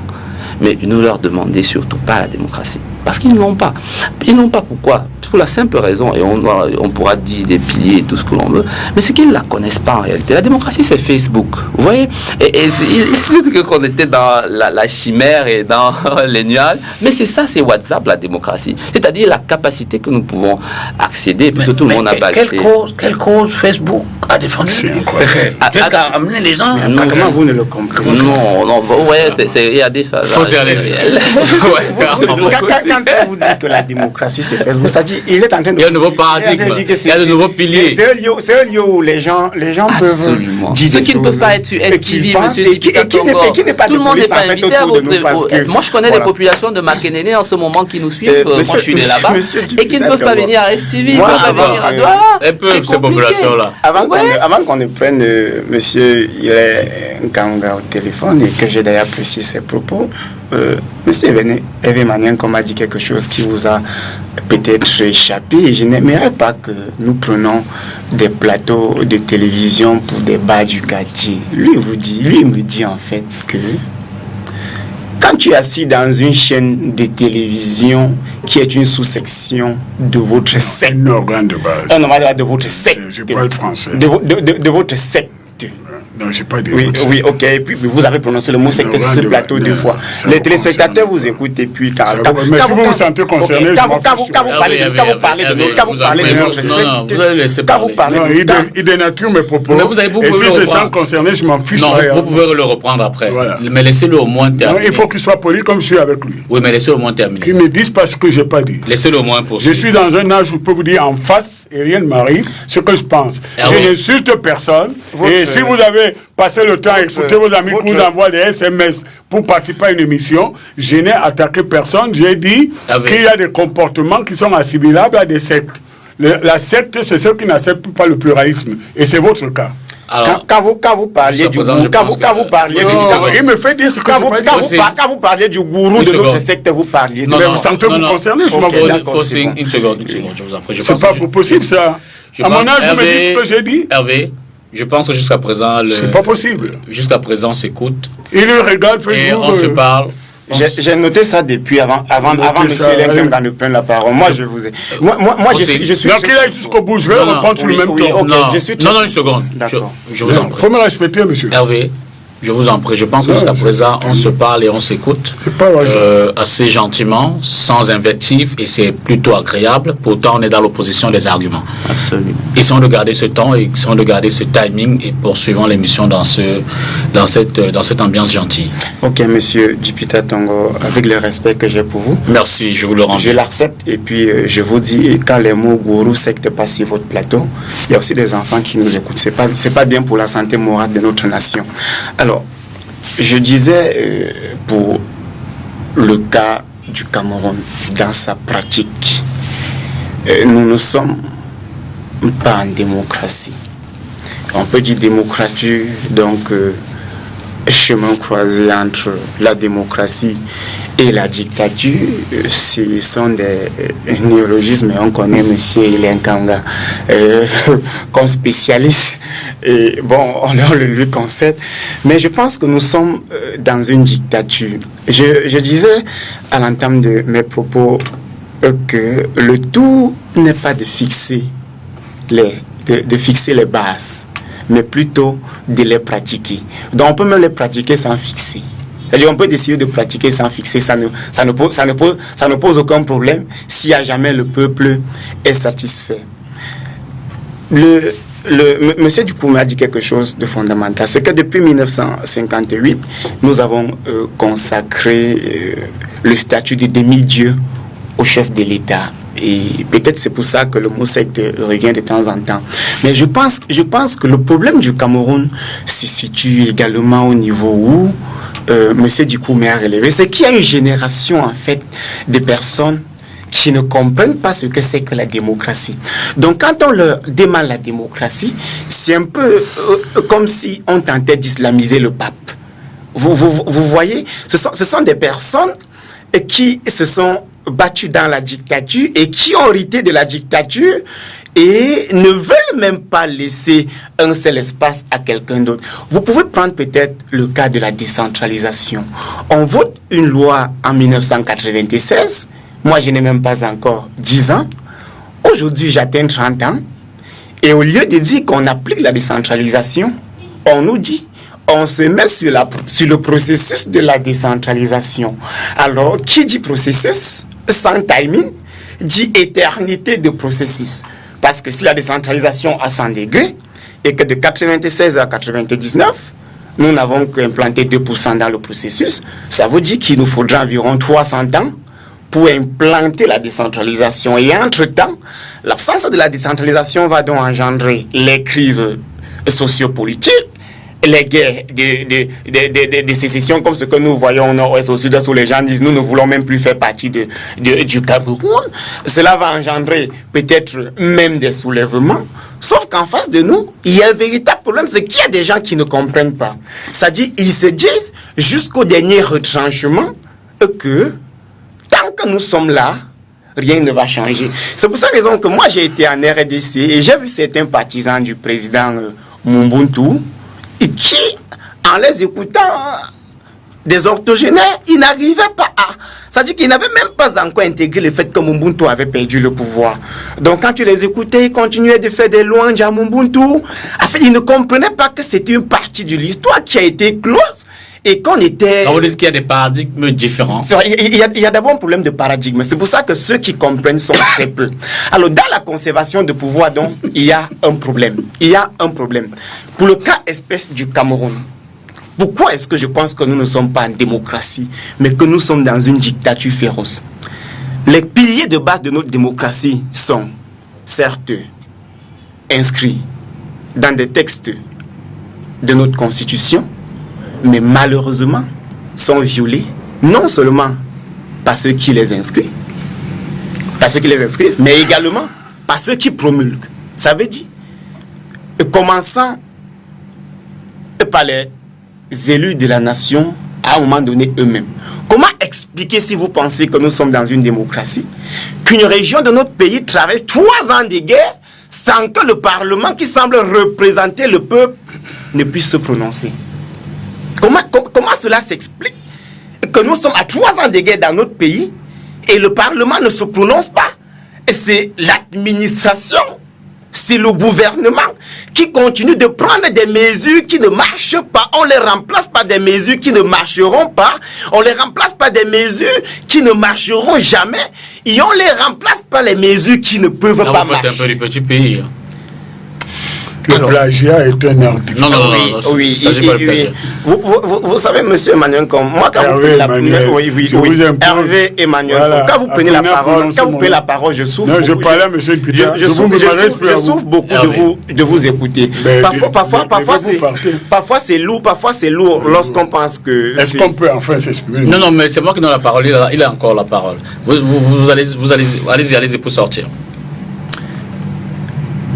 Monsieur Jupiter, regardons comment pouvait fonctionner une démocratie. Nous avons, je prends un cas simple, pour montrer au-delà de la dictature le manque d'empathie de ceux qui nous dirigent pour clore mes arguments.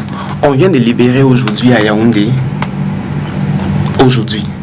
2 personnes qui avaient été arrêtées en 2006. Lors du... En fait, on n'a pas... C'est-à-dire qu'on a rappelé. Et puis, le procès ressurgit 13 ans plus tard, alors qu'ils avaient déjà été condamnés. Pourquoi le procès ressurgit?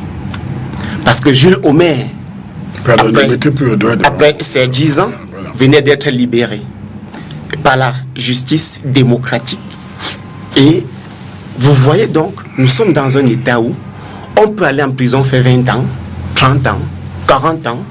Et un matin, on nous déclare... Qui déclare? C'est-à-dire qu'on fait appel au procès un matin, peut-être parce qu'il y a une situation, comme la situation de Jules Omer, qui est en train de révéler des milliers de situations en prison, et on récupère les dossiers. On l'a, c'est qui? Mais les juges. Ok, la même justice. La même justice. Okay. Et comment ça dit? Innocent. Innocent libéré. Innocent libéré. Les 10 ans, on n'en parle pas, on ne dédommage pas, et puis on laisse. C'est pas ça. Merci. La démocratie. Merci Yahvé. Non, moi je voulais revenir un peu, je m'excuse tout à l'heure, parce qu'il y a un moment où il faut arrêter un peu l'apparence victoire de la bêtise sur l'intelligence. Je crois qu'il ne faut pas instaurer une guerre de génération. Parce que c'est d'abord un signe de faiblesse. Parce que quand nous on avait l'âge que certains ont ici, on a fait des choses qu'ils ne feront peut-être jamais. Bon.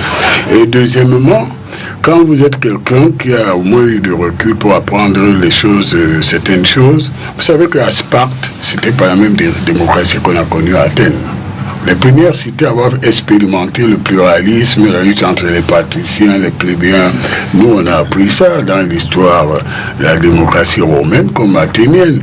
Donc aujourd'hui la démocratie est un objectif, c'est un idéal, et nous devons tous les jours nous investir à nous battre pour qu'on s'y rapproche. Et tout à l'heure, quelqu'un a dit ici que pour moi, les États-Unis, que ça tendait vers la démocratie. Bon, tout à l'heure, Hilaire et moi, on a eu cette discussion depuis une dizaine d'années. On peut recommencer parce qu'il faut savoir ce que c'est que l'alternance. Si l'alternance est échangée Pierre par Paul, c'est pas l'alternance. Pierre et Paul peuvent avoir la même politique à défendre, et du coup, mais moi, nous le savons. L'alternance, c'est le peuple souverain qui décide de choisir une offre politique qui est différente de celle qu'elle refuse. Deuxièmement, je voudrais quand même répondre à monsieur.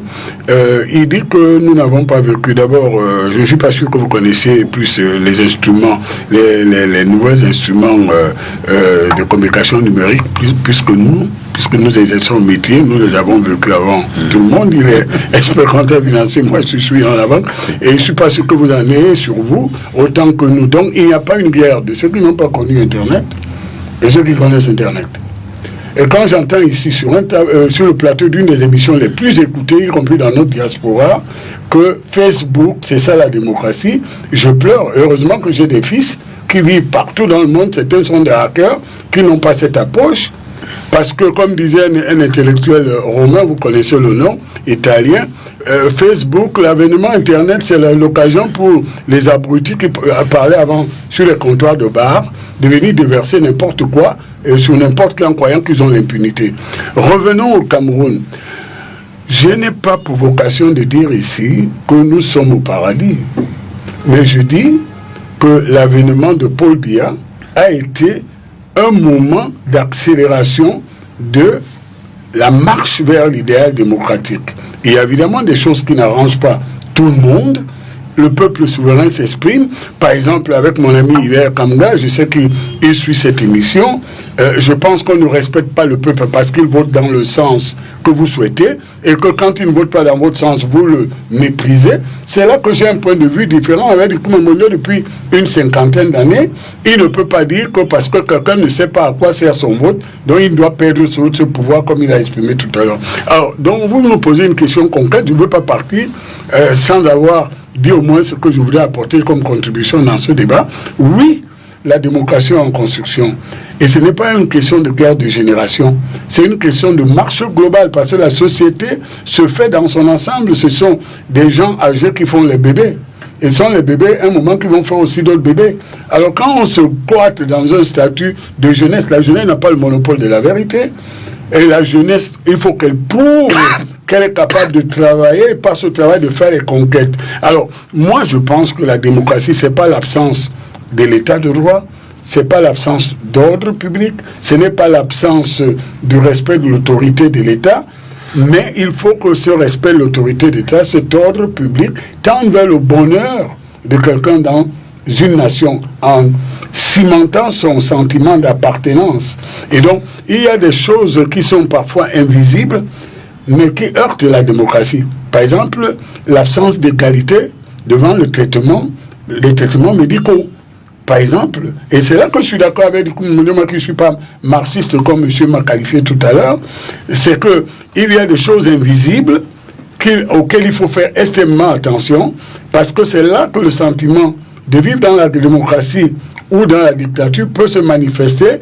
Quand, par exemple, monsieur réduit toute la vie publique aux faits divers, il a raison, il les a vécus, mais l'administration n'est pas un organe de base du RDPC. Et nous sommes ici, certains d'entre nous, lui comme moi, des gens engagés politiquement pour construire une société. Donc, oui, les faits divers peuvent nous dire, ah, attention, il y a un problème, mais on ne peut pas réduire le choix de société à ces faits divers. Donc, je pense qu'aujourd'hui, tous les là, vous m'empêchez de parler, je ne m'en plains pas. Alors, tout le monde doit s'investir dans la marche vers la démocratie. Il y en a qui peuvent essayer de la biaiser. Mais lorsque nous avons une majorité que mon ami Hilaire traite d'obèse, c'est le peuple qui a élu les gens. Et s'il veut changer cette majorité... Si vous le dites Hilaire, il faut savoir que Hilaire aussi conteste de temps en temps le mot de choix. Ah oui, non, mais Hilaire et moi, on est amis, alors que nous n'avons pas la même approche sur le plan politique, mais nous sommes amis. C'est ça la démocratie demain, c'est-à-dire le respect de la différence. Saint-Exupéry a dit quelque chose d'extraordinaire. Frère, si tu diffères de moi, loin de me léser, tu m'enrichis. Et certains refusent que vous ayez un point de vue dissident de leur. Et quand je dis à monsieur, c'est pas personnel, que je ne suis pas impressionné par des bandes qui déferlent sur l'Internet ou ailleurs, parce qu'ils créent une forme de terrorisme où ils n'acceptent pas qu'on ait un point de vue différent de leur. Je fais partie de ceux qui vous emmerdent et qui n'ont rien à dire. Non, je dis la merde, ceux qui veulent faire la terreur. Vous voyez, monsieur, oui, je vous le dis, je vous emmerde. Quand vous m'interdisez je ne dis pas physiquement de réagir à ces propos. Non, je ne vous interdis pas. Vous pouvez, je vous autorise, parce que vous n'aurez pas l'occasion hors d'ici de réagir. Hervé, Fossing, je n'interdis rien. Non, je ne parle pas à lui. Je dis ceux qui vont insulter parce qu'on a un point de vue différent. Non, j'emmerde tous ceux qui veulent empêcher les gens d'être libres dans leur expression. Non, sur ce ton, je suis contraint. Non, je vous cadre. Je retire mon mot. Voilà. Une fois que c'est fait, je l'accepte. Voilà. Alors, un petit merci. Enfin, vous savez, c'est pas évident de parler après Monsieur Hervé Emmanuel Comte. Ne soyez pas impressionné non plus. Hein. C'est un démocrate. Très grand orateur et voilà, un sophiste et un peu rhéteur aussi. Pardon? Sophiste et rhéteur. C'est une qualité à l'époque. Vous avez la rhétorique, vous avez l'art de la rhétorique. Elle est très bonne. Rhéteur. Il y a entendu recteur. Non, rhéteur. Donc, finalement, mais il a totalement raison de penser qu'on ne devrait pas entrer dans une guerre générationnelle. Je n'y suis pas, heureusement. Je n'y suis pas parce qu'on a besoin de ces aînés pour construire quelque chose de meilleur. D'ailleurs, on a besoin d'apprendre d'eux. Mais ce que je dis par rapport aux réseaux sociaux, et ce qui est important, c'est le quatrième pouvoir que vous avez évoqué vous-même, c'est-à-dire l'opinion, ce qui s'appelle le pouvoir des médias. Les réseaux sociaux font l'opinion. Hervé, s'il vous plaît. Vous-même, vous l'avez évoqué, c'est-à-dire je prends vos mots à témoin. C'est-à-dire je suis même un de vos dix. Il n'a pas besoin de se dire d'interpréter. Ce ne sont pas les réseaux sociaux qui font l'opinion. C'est plus intéressant. Vous insultez du Il s'agit des gens d'opinion. Au moins, j'ai étudié un peu de journalisme aussi avant. C'est-à-dire il y a des gens d'information et il y a des gens d'opinion. À l'Estique, c'est la meilleure au Cameroun. Donc, il y a des genres d'opinion. Et Internet fait partie des genres d'opinion, y compris les commentaires. Même si le quatrième pouvoir davantage reflété par la presse. Très bien. Et je continue, parce que là, je suis interrompu. Et c'est pas bien pour les téléspectateurs à la maison, parce qu'ils rentrent de cette émission en croyant que, voilà, il y a un conflit de génération qui n'existe pas. À partir du moment où nous aurons dans notre pays un ministre de la Défense qui aura son compte Facebook et qui nous dira comment ça se passe, qui communiquera régulièrement. Sur le compte Facebook. Bien sûr, sur le compte. Vous savez, la Facebook diplomatie existe déjà, la Twitter diplomatie existe aussi, et la Instagram diplomatie. Et c'est le ministre de la Défense s'exprime sur Facebook. Je vais terminer. La Twitter diplomatie, qui est la nouvelle forme de diplomatie mondiale aujourd'hui, j'ai la faiblesse de croire que il faut un peu update aussi, relire un peu, je sais pas, un peu sur Internet, sans prétention aucune, et je vous connais très update veut dire être à jour. Sur les questions, des réseaux sociaux, des nouvelles montrez-moi votre téléphone. Des médias. Je n'en ai malheureusement pas. C'est pas l'objet. Non, en fait, non, parce que je vais lui révéler quelque chose. Non, c'est pertinent. Vous connaissez cet appareil? Non, pas encore. Je vais vous avoir la facture. C'est peut-être une technique que je connais. C'est une technique que je gagne. Non, André-Marie. Non, André-Marie. Ce que Hervé veut dire, c'est que contrairement à ce que vous pouvez penser, c'est qu'il est également peut-être beaucoup trop sur les réseaux sociaux. Absolument. Et certainement avec un autre profil que celui que... Non, moi je suis un peu d'accord. Je vais avoir son nom, par exemple, pour être ami avec lui sur Facebook et qu'on échange sur des sujets... On n'est pas de la même génération, par rapport. Non, avec mes fils, vous pourrez peut-être. Non, vous avez dit qu'il n'y avait pas un conflit de génération. C'est ce que je souhaite, mais vous l'avez créé sur cette... Non, je l'aurais dit, un conflit de génération qui naît. Donc ce que je voudrais dire, c'est qu'à partir du moment où des institutions comme l'hôpital La Quintini ou, je sais pas moi, l'école où il y a eu l'incident... Le lycée bilingue de Deido. Le lycée bilingue de Deido pourra avoir un compte Facebook, par exemple, pour communiquer, avoir un compte Twitter et donner ce que j'appelle les opinions. Et c'est très important, ça vous gêne parce que c'est pas dans votre vocabulaire. Et c'est pourquoi je m'offusque aussi. Permettez que sur un plateau de télévision, que nous ayons des points de vue et que nous ayons le devoir ou le droit d'impertinence. C'est aussi une exigence professionnelle et déontologique. Donc ce que je veux dire, c'est que ce droit d'impertinence me permet de dire, par exemple, que ce retard, c'est-à-dire que c'est difficile arrimage, parce qu'il s'agit véritablement de ça, et ce refus personnel, c'est-à-dire on a l'impression qu'à leur corps défendant, et c'est même ce qui s'est passé en 90, c'est-à-dire que la démocratie est venue d'ailleurs, vous voyez, c'est-à-dire qu'on n'a pas encore intégré nous-mêmes dans notre subconscient d'Africains, de Bantous. Vous savez, à un moment donné, on vous dit, alors moi je vous parle d'autorité, maintenant je vous parle parce que je suis un bonbon, vous voyez, chez nous c'est la tradition, vous n'avez plus rien à dire.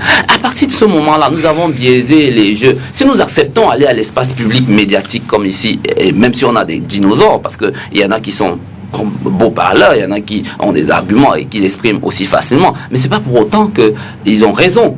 Donc c'est pourquoi, malgré toutes les intimidations réelles ou supposées qui peuvent être, je continuerai de penser qu'aujourd'hui, l'opinion est prisonnière des institutions et des appareils, des apparatiches. Mais en réalité, l'opinion se trouve dans la rue, elle se trouve en commando. Je vous suis beaucoup, vous avez parlé beaucoup de commando. Donc elle se trouve aussi juste là en bas, c'est-à-dire les jeunes qui sont là, les badauds de Aqua. L'opinion se trouve, je sais pas moi, elle se trouve à Babimbi, à Ndom, elle se trouve à Makenene, à Ndikinimeki. Vous voyez, c'est là où se trouve l'opinion, parce que c'est des personnes qui n'ont pas accès à l'information, qui n'ont pas l'accès à l'espace public médiatique. Et dès lors que vous n'aurez pas l'opinion de ces personnes sur des sujets qui sont importants, qui pourtant concernent ces personnes, vous n'allez pas exercer la démocratie. Mais c'est difficile, je suis d'accord avec vous, qu'on arrive à prendre l'opinion de tout le monde et de chacun. C'est pourquoi il y a quelque chose de très important. Vous avez des systèmes parlementaires, par exemple, qui, en permanence, comme aux États-Unis, comme en Angleterre, vous avez le référendum, qui sont des expressions. Nous n'en sommes pas là, et peut-être que nous sommes beaucoup trop sortis, nous sommes montés un peu en hauteur. Mais je suis très intéressé par ce sujet, et je voudrais le ramener à mon acception, c'est-à-dire aux réseaux sociaux, finalement, c'est-à-dire à l'opinion, finalement, non pas à la construction des gros appareils politiques, vous voyez. Vous voulez le gouvernement, pas les réseaux sociaux. Écoutez, et vous savez ce qui s'est passé aux États-Unis. C'est ce qui s'est passé en France, là, récemment. C'est ni la gauche, ni la droite. Vous voyez, on est en train d'aller vers là. Et c'est pourquoi je disais qu'il y aura un éternel recommencement. Et je ne peux pas me faire comprendre, peut-être que j'ai de l'avance sur le temps et qu'il fait et tout le reste, mais c'est en prétention aucune. Mais nous allons arriver vers un recommencement. C'est-à-dire qu'on va avoir la démocratie, on va la perdre. Toutes les démocraties, celles que vous aurez en France. Regardez ce qui s'est passé avec Marine Le Pen. Qu'est-ce qu'on a eu peur en France pour ne pas élire Marine Le Pen? On avait peur de perdre la démocratie. Vous voyez, même la France a peur. Et ils ont voté un président à plus de 60%. Vous voyez ce qui s'est passé en Chine. On a dit la Chine, la démocratie, etc. Aux États-Unis, le Brésil. Mais je vous dis que on pourra aller à la démocratie et on pourra revenir après. Il faut simplement se mettre dans l'esprit de ce qu'on peut perdre cette démocratie. On peut l'avoir. Moi, je l'ai accepté depuis et j'ai pas de souci. C'est incroyable. Oui, c'est incroyable. Emmanuel a dit tout à l'heure qu'avec Biya, nous sommes entrés dans le processus. Nous avons fait un saut qualitatif. Je dis non. Je dis non. On n'a jamais été d'accord. Et je commence par prendre un exemple personnel. Oui. Mon retour au Cameroun est consécutif à la prise de pouvoir de Biya.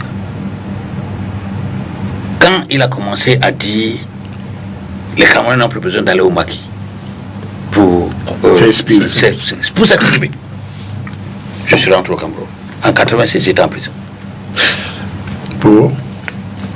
Parce que monsieur, pour avoir parlé. Est-ce que tu as fabriqué les tracts? Est-ce que ce n'est pas un mot d'expression? Est-ce que ce n'est pas un mot d'expression? J'ai dit donc que quand, au bout de 40 ans,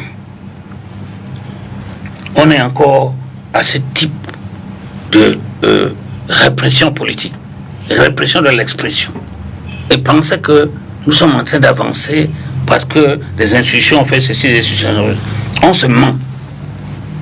Pourquoi on n'a pas avancé? On n'a pas avancé. Souaïd, on aurait eu cette émission avec Dipita Tongo. Je suis heureux que ce soit de la même génération qui me parle. C'est très... Non, je te pose la question. Sous le régime avant Paul Biya, on aurait eu cette émission? Non. Entendez-vous? Mais est-ce que parce qu'on n'a pas eu cette émission, nous avançons? Non, c'est la liberté de bavarder. Donc vous êtes pas vrai. Deuxième chose qui a été dite toujours par lui, c'est que le peuple fait le choix sur les propositions qui lui sont faites. C'est une réflexion politique qui marche la tête en bas. Le peuple a des intérêts et on le persuade que c'est quelqu'un d'autre qui peut mieux défendre ces intérêts-là. C'est pour ça que les élections, on fait tant de batailles sur les élections pour que ce soit le plus nanti financièrement. Tu es contre les élections? Non, je suis pour les élections. Mais les élections, pensez autrement. C'est-à-dire? Pensez autrement que nous avons un peuple divers. Que ce peuple-là s'exprime à travers ses intérêts. Et qu'à ce moment-là... Il y a Facebook. Non, laissez ça. Ce n'est pas de ça qu'il s'agit. Quels intérêts on exprime dans Facebook? On fait du bavardage dans Facebook. Toi, tu es membre d'une organisation patronale qui ne respecte pas les décisions de justice. Tu es à l'aise avec ça? Non. Bon, mais tu ne le dis pas. Non, c'est-à-dire... cette manière de penser qu'on va aller aux élections parce que les institutions ont bougé nous met dans ces situations-là où, quand les personnes qui ont osé refuser le diktat du pouvoir se mettent en mouvement, le peuple n'est pas derrière eux parce que le peuple ne se reconnaît pas dans leur affaire. Donc les élections sont bonnes pour toi que quand elles sont à ta faveur. Non, quand ils sont à ta faveur, les élections sont bonnes quand elles permettent aux populations de dire ce qu'elles veulent. Et qu'est-ce que tu sais de ce que les populations voulaient dire qui n'a pas été dit? Non, c'est dire. Mais vas-y. Les intérêts. C'est-à-dire que, de manière concrète, si nous avons à choisir, si les Camerounais ont à choisir entre refaire Cameco et faire les soins de santé dans les villages, et que le gouvernement a décidé de faire Cameco, les villageois là doivent sentir qu'ils sont trahis par ce pouvoir. Vous parlez d'une démocratie dont la gestion est directe. Par le peuple. Par le peuple. Par le peuple. On n'est pas dans la même situation. Moi, ça dit, vous voyez pourquoi je disais au début que, ça dit, pour moi, le seul principe de la démocratie, c'est le respect de ses propres lois. Et quand on a en face de nous, pour le cas du Cameroun, un système qui peut promulguer des lois et les envoyer dans les oubliettes, on n'est pas en démocratie. Et ça dit, vous voyez, en 1992, les gens avaient mené des batailles. À partir de 90, ils ont cru remporter des victoires qui étaient l'ouverture déjà du pays au pluralisme politique, la constitution de 90 qui permettait aux gens de s'exprimer, ainsi de suite, ainsi de suite.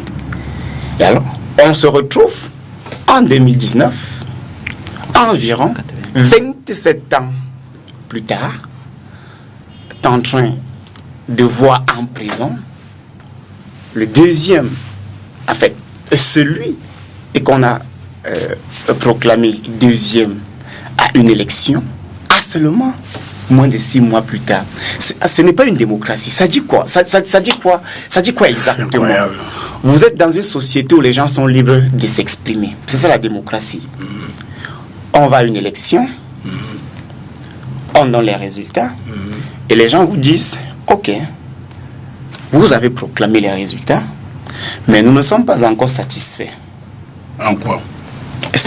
Mais est-ce que vous pensez qu'une décision de justice est un sédatif de la satisfaction? Est-ce que vous le pensez? Vous appelez décision de justice? La Cour constitutionnelle? Ouais. Vous permettez que je vous réponde une seconde? Non, vous allez répondre dans votre temps de parole. Vous voyez, quelques mois plus tard, celui qu'on a attribué 14% se retrouve en prison avec toute sa suite et 200 de ses militants. Pour avoir fait quoi? Pour s'être sorti de la maison, aller se tenir dans un carrefour et dire, je veux manifester mon insatisfaction. La première réponse, ce sont des tirs à balles. La seconde, c'est l'arrestation dans tous les pays. La troisième, c'est la déportation vers la capitale, c'est-à-dire on arrête les gens à Boussam, on fait comme s'il n'y a pas de justice à Boussam, on envoie à Yaoundé, un peu à l'époque de la déportation du camp nazi. Oh là là. Et alors, la troisième chose qu'on fait... Là, vous le regardez. Non, laissez-le parler. La troisième chose qu'on fait, on signe un mandat de dépôt dans sa zone.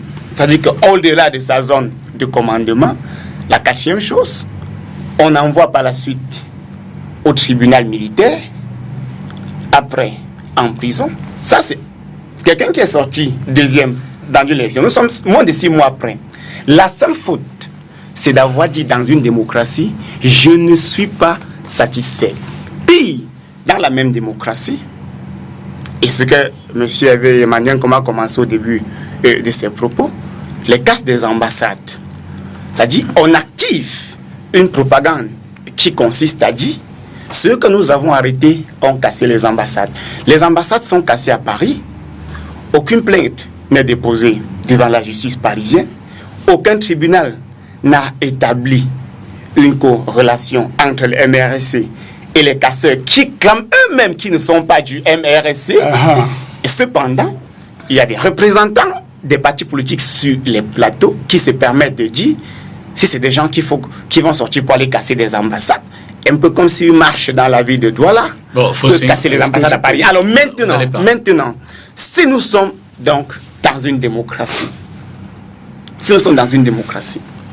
est-ce que quelqu'un qui allait à une élection et qu'à l'issue de l'élection, il a trouvé qu'elle était pipée et qui demande, il faut qu'on modifie le code électoral pour donner la possibilité à tous les partis politiques de s'exprimer librement et d'avoir la garantie que l'expression du peuple sera respectée. La seule réponse, c'est vous êtes des insurrectionnels. Vous êtes en cause des motifs du genre hostilité à la patrie. Okay. Ça dit des choses qui n'existaient qu'à l'époque du nazisme. Bon, je suis peiné parce que tout à l'heure, on a eu un moment où on s'est dit, mais je crois, bon, il est pénible dans une émission de grande écoute de venir commenter quelque chose qui est en cours à la justice. Je parle des conditions du début. Ce que je vous conteste, c'est de créer une terreur pour empêcher aux gens d'avoir un autre point de vue que vous. Bon. D'abord, vous connaissez l'autorité de la chose jugée. La théorie de l'autorité de la chose jugée. Bon. Et je ne veux pas parler du cas de Moïse Kamto que je connais personnellement. Je ne sais pas s'il y a votre cas, de le connaître comme ça, parce qu'il est dans une situation sur le plan individuel. Je compatis en tant qu'humain, mais nous sommes dans les affaires publiques. Vous parlez avec un détail qui est, je vous laisse responsable de vos propos. Ce qu'on reproche aux gens, c'est le fait de contester quelque chose qui relève de l'autorité de la chose jugée, décidée de par la loi fondamentale et sur laquelle on n'a pas à revenir. Ce n'est pas de dire aux gens que nous on n'a pas voté pour le président. Vous n'avez pas voté pour lui, mais il représente tout le monde maintenant. Donc je ne peux pas vous suivre dans cette voie-là. Et je voudrais vous rappeler quelques éléments quand même. Si on n'est pas d'accord dessus, alors nous ne sommes pas dans le même univers. Le statut d'ancien candidat à la présidence n'est pas une dispense au non-respect de l'ordre public. Des médias encore. Et voilà. Et il faut qu'on se comprenne, M. Fossing. Je crois que vous entretenez le malentendu. Il y a des jeunes qui entendent ça, qui pensent que parce que vous avez été candidat, vous ne payerez plus vos impôts, vous allez violer la voisine, vous faites ceci. Non. On dit que vous avez été candidat. Moi aussi, je pouvais être candidat. Mais quand l'élection est passée, il faut maintenant que le peuple aille dans le sens. D'ailleurs, je pense que vous pouvez utiliser cette énergie à construire votre offre politique pour qu'elle soit plus attractive dans les prochaines élections que de bloquer la marche de la vie publique simplement parce que des individus n'ont pas réalisé leurs rêves et tout. Et c'est en ça que vous avez vu tout à l'heure, j'ai eu un ton, s'il vous plaît, j'ai eu un ton tout à l'heure qui montrait, c'est pas intuitif personnel contre votre personne. C'est que quand vous ouvrez les réseaux sociaux et que vous avez accès à ça, vous avez carrément des forums, des forums qui sont dédiés à insulter tous ceux qui ne pensent pas comme les autres. Mais c'est pas normal. Là, nous rendons dans la dictature d'opinion. Deuxième chose aussi, moi je peux vous dire, de par mon éducation et ma culture, ceux qui me connaissent savent que je ne suis à l'aise que dans la multiplicité des points de vue. Mes meilleurs amis ne se trouvent pas forcément dans mon parti politique. Mais j'ai fait un choix parce que mon cœur et ma raison vont là-bas. Vous dites, monsieur, que vous souhaitez l'avènement d'une administration des sociétés par les réseaux sociaux. Il va falloir qu'on s'échange des adresses pour que vous voyez les dégâts des réseaux sociaux. Parce que vous les voyez dans la partie enthousiasme et tout. L'humanité n'a pas été construite pour être administrée par des gens qui n'assument pas une responsabilité. C'est-à-dire, moi, je suis allé avec Fortune parce que je peux répondre quand il me dit quelque chose qui me paraît normal. Mais vous avez des armées d'individus, vous ne voulez pas que j'utilise les mots dont je pense, et qui pensent se cacher derrière les réseaux sociaux. Maintenant, on commence à condamner certains qui vont dénaturer la vérité. S'il vous plaît, non, la démocratie, c'est pas le droit de dire des bêtises. C'est pas le libertinage. Non, monsieur, la démocratie, ce n'est pas le droit de dire des bêtises. La démocratie, monsieur, la démocratie, hein, c'est le respect des opinions et surtout des opinions minoritaires. Absolument. La démocratie, c'est ça. La démocratie, c'est pas le droit à l'insulte. Vous saviez ça? Facebook. Bon Dieu, et m'empêche. Je suis dans les forums dont je souhaiterais un jour que vous ayez la chance d'y accéder et sur l'école écoute. Quand vous quittez ces forums et que vous tombez sur des forats, par exemple, excusez-moi, du français, vous tombez sur des trucs. Les Camerounais aujourd'hui diffusent la haine, le tribalisme, la haine. Et nous ne pouvons pas accepter cela, vous comprenez? Il faut que nous soyons dans une société d'harmonie. S'il vous plaît, une société d'harmonie. Vous n'avez pas accès à certaines choses qu'on a vues. Et quand je vous ai dit, certains d'entre nous qui commencent à entrer dans le 3e âge, ou qui y sont, nous sommes vaccinés contre certaines choses, mais nous avons peur pour nos enfants, pour cette société qui peut s'éclater. Si on vous lit, je peux vous envoyer, si vous me donnez vos coordonnées, je vais vous renvoyer. Maintenant qu'on capte on capte des écrans, certains ne vont plus se cacher parce qu'ils sont dans le 9e étage des chambres de bonne, dans les rues à Paris. Nous, on y a vécu 40 ans. Et quoi qu'ils ne seront pas vus. Et quand vous les rencontrez, je vous raconte une histoire, 2 secondes. Il y a un monsieur qui m'a insulté après que je sois passé dans une émission, je crois ici. Malheureusement pour lui, vous qui croyez être les gens du net, il ne sait pas qu'on peut accéder à son profil et savoir qui il est. Eh bien, j'ai accédé à son profil avec les moyens dont je disposais. Je lui ai envoyé un message pour lui dire que il travaille à l'université de Douala, dont je connais le recteur, mais je ne m'en plaindrai pas sur lui, mais qu'à la prochaine méthode de comportement, nous allons nous expliquer à deux. Il a disparu. Ça veut dire que même Internet ne cache, le Facebook Internet, ça ne va plus cacher les gens. Alors, et il ne faut pas que ce soit la Libye pour la haine. Et c'est pour ça qu'on vous dit que nous, on est contre cette façon de faire. Il y a une date pour aller aux élections. Si vous réussissez, comme par exemple mon ami, mon petit frère Kaba Libi, qui a confondu un concert au Stade Sikam avec les résultats des élections, il a vu la limite. Mais Kaba n'appelle pas la haine. D'autres appellent à la haine. Finalement, vous n'êtes pas contre les réseaux sociaux. Non, mais les qui, mais nous sommes au débat. Dites les qui. Tout à l'heure, je t'ai demandé de donner une seconde. Je pense que nous ne sommes pas naïfs. Voilà. Et je pense que d'une façon ou d'une autre, je le dis peut-être sous fond de coup de gueule, c'est pour ça que j'ai laissé Hervé parler. Je comprends son coup de gueule. Je pense que d'une façon ou d'une autre, chacun de nous ici est conscient et peut-être souvent victime de ce qui se passe sur les réseaux sociaux. Monsieur. Alors, non, c'était comme j'ai vraiment, c'était pas. Oui, 50 secondes seulement. Bon, on va commencer par André Marie. Oui, je voudrais vraiment dire que nous sommes d'accord sur le plateau et beaucoup de gens nous regardent grâce à leur téléphone et grâce à Facebook, probablement. Et ils ne seront pas très heureux de savoir que nous sommes contre Facebook, mais contre l'utilisation qui en est faite. Parce qu'à la vérité. Oui, si Facebook, ça non, ça c'est pour les témoins, je ne parle pas pour moi. Et je suis gêné que des cas particuliers, qu'on en fasse des cas d'école, c'est-à-dire qu'on généralise les problèmes. Au Cameroun. Absolument, c'est-à-dire que vous avez vécu, on doit pouvoir se placer au-dessus, c'est comme nous sommes sur un plateau de télévision. Je ne vous apprends rien, c'est d'ailleurs, je veux dire que ça va de soi. Donc, moi je veux dire que nous devons nous détacher de ces choses-là, monsieur le député.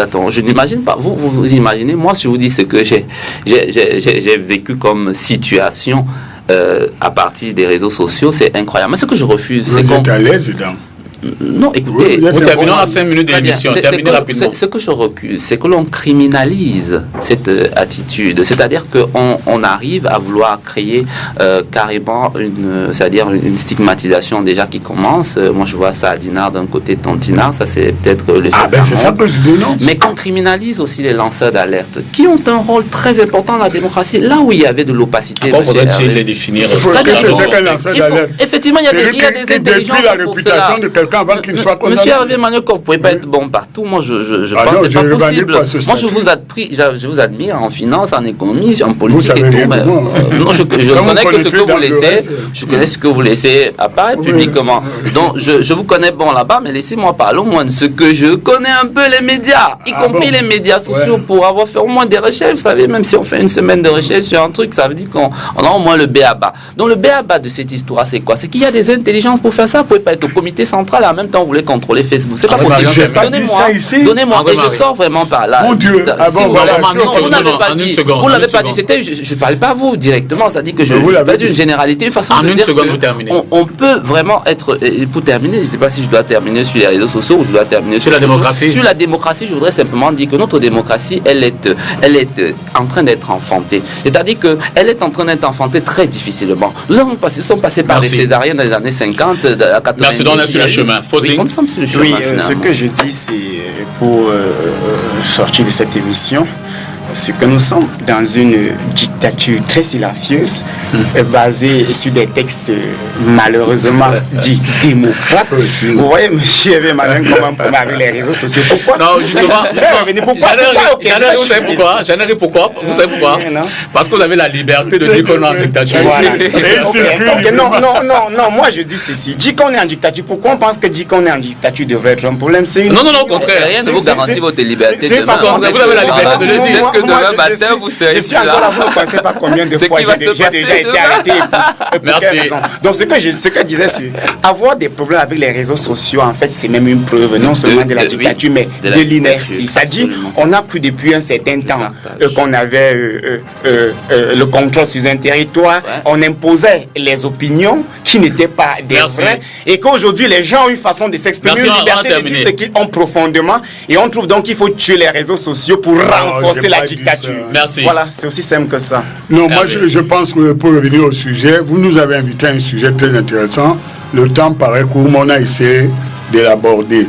Il y a la place pour tout le monde pour construire une démocratie pour le Cameroun. C'est ça l'idéal. Il n'y a pas, personne ne doit être exclu, que ce soit ceux qui sont majoritaires ou ceux qui sont dans l'opposition. Mais pour cela, il faut que chacun s'investisse dans le respect des règles du jeu. C'est-à-dire la démocratie, c'est pas l'anarchie, c'est pas l'absence d'ordre public, c'est pas l'absence d'état de droit. Et là, au moins, nous avons utilisé ce vocabulaire, y compris Hilaire qui l'a utilisé. Donc moi, je pense que le sentiment d'appartenance est dans l'unité, parce que le pluralisme fait la beauté de l'unité. Merci, Dikoumane Bonjo.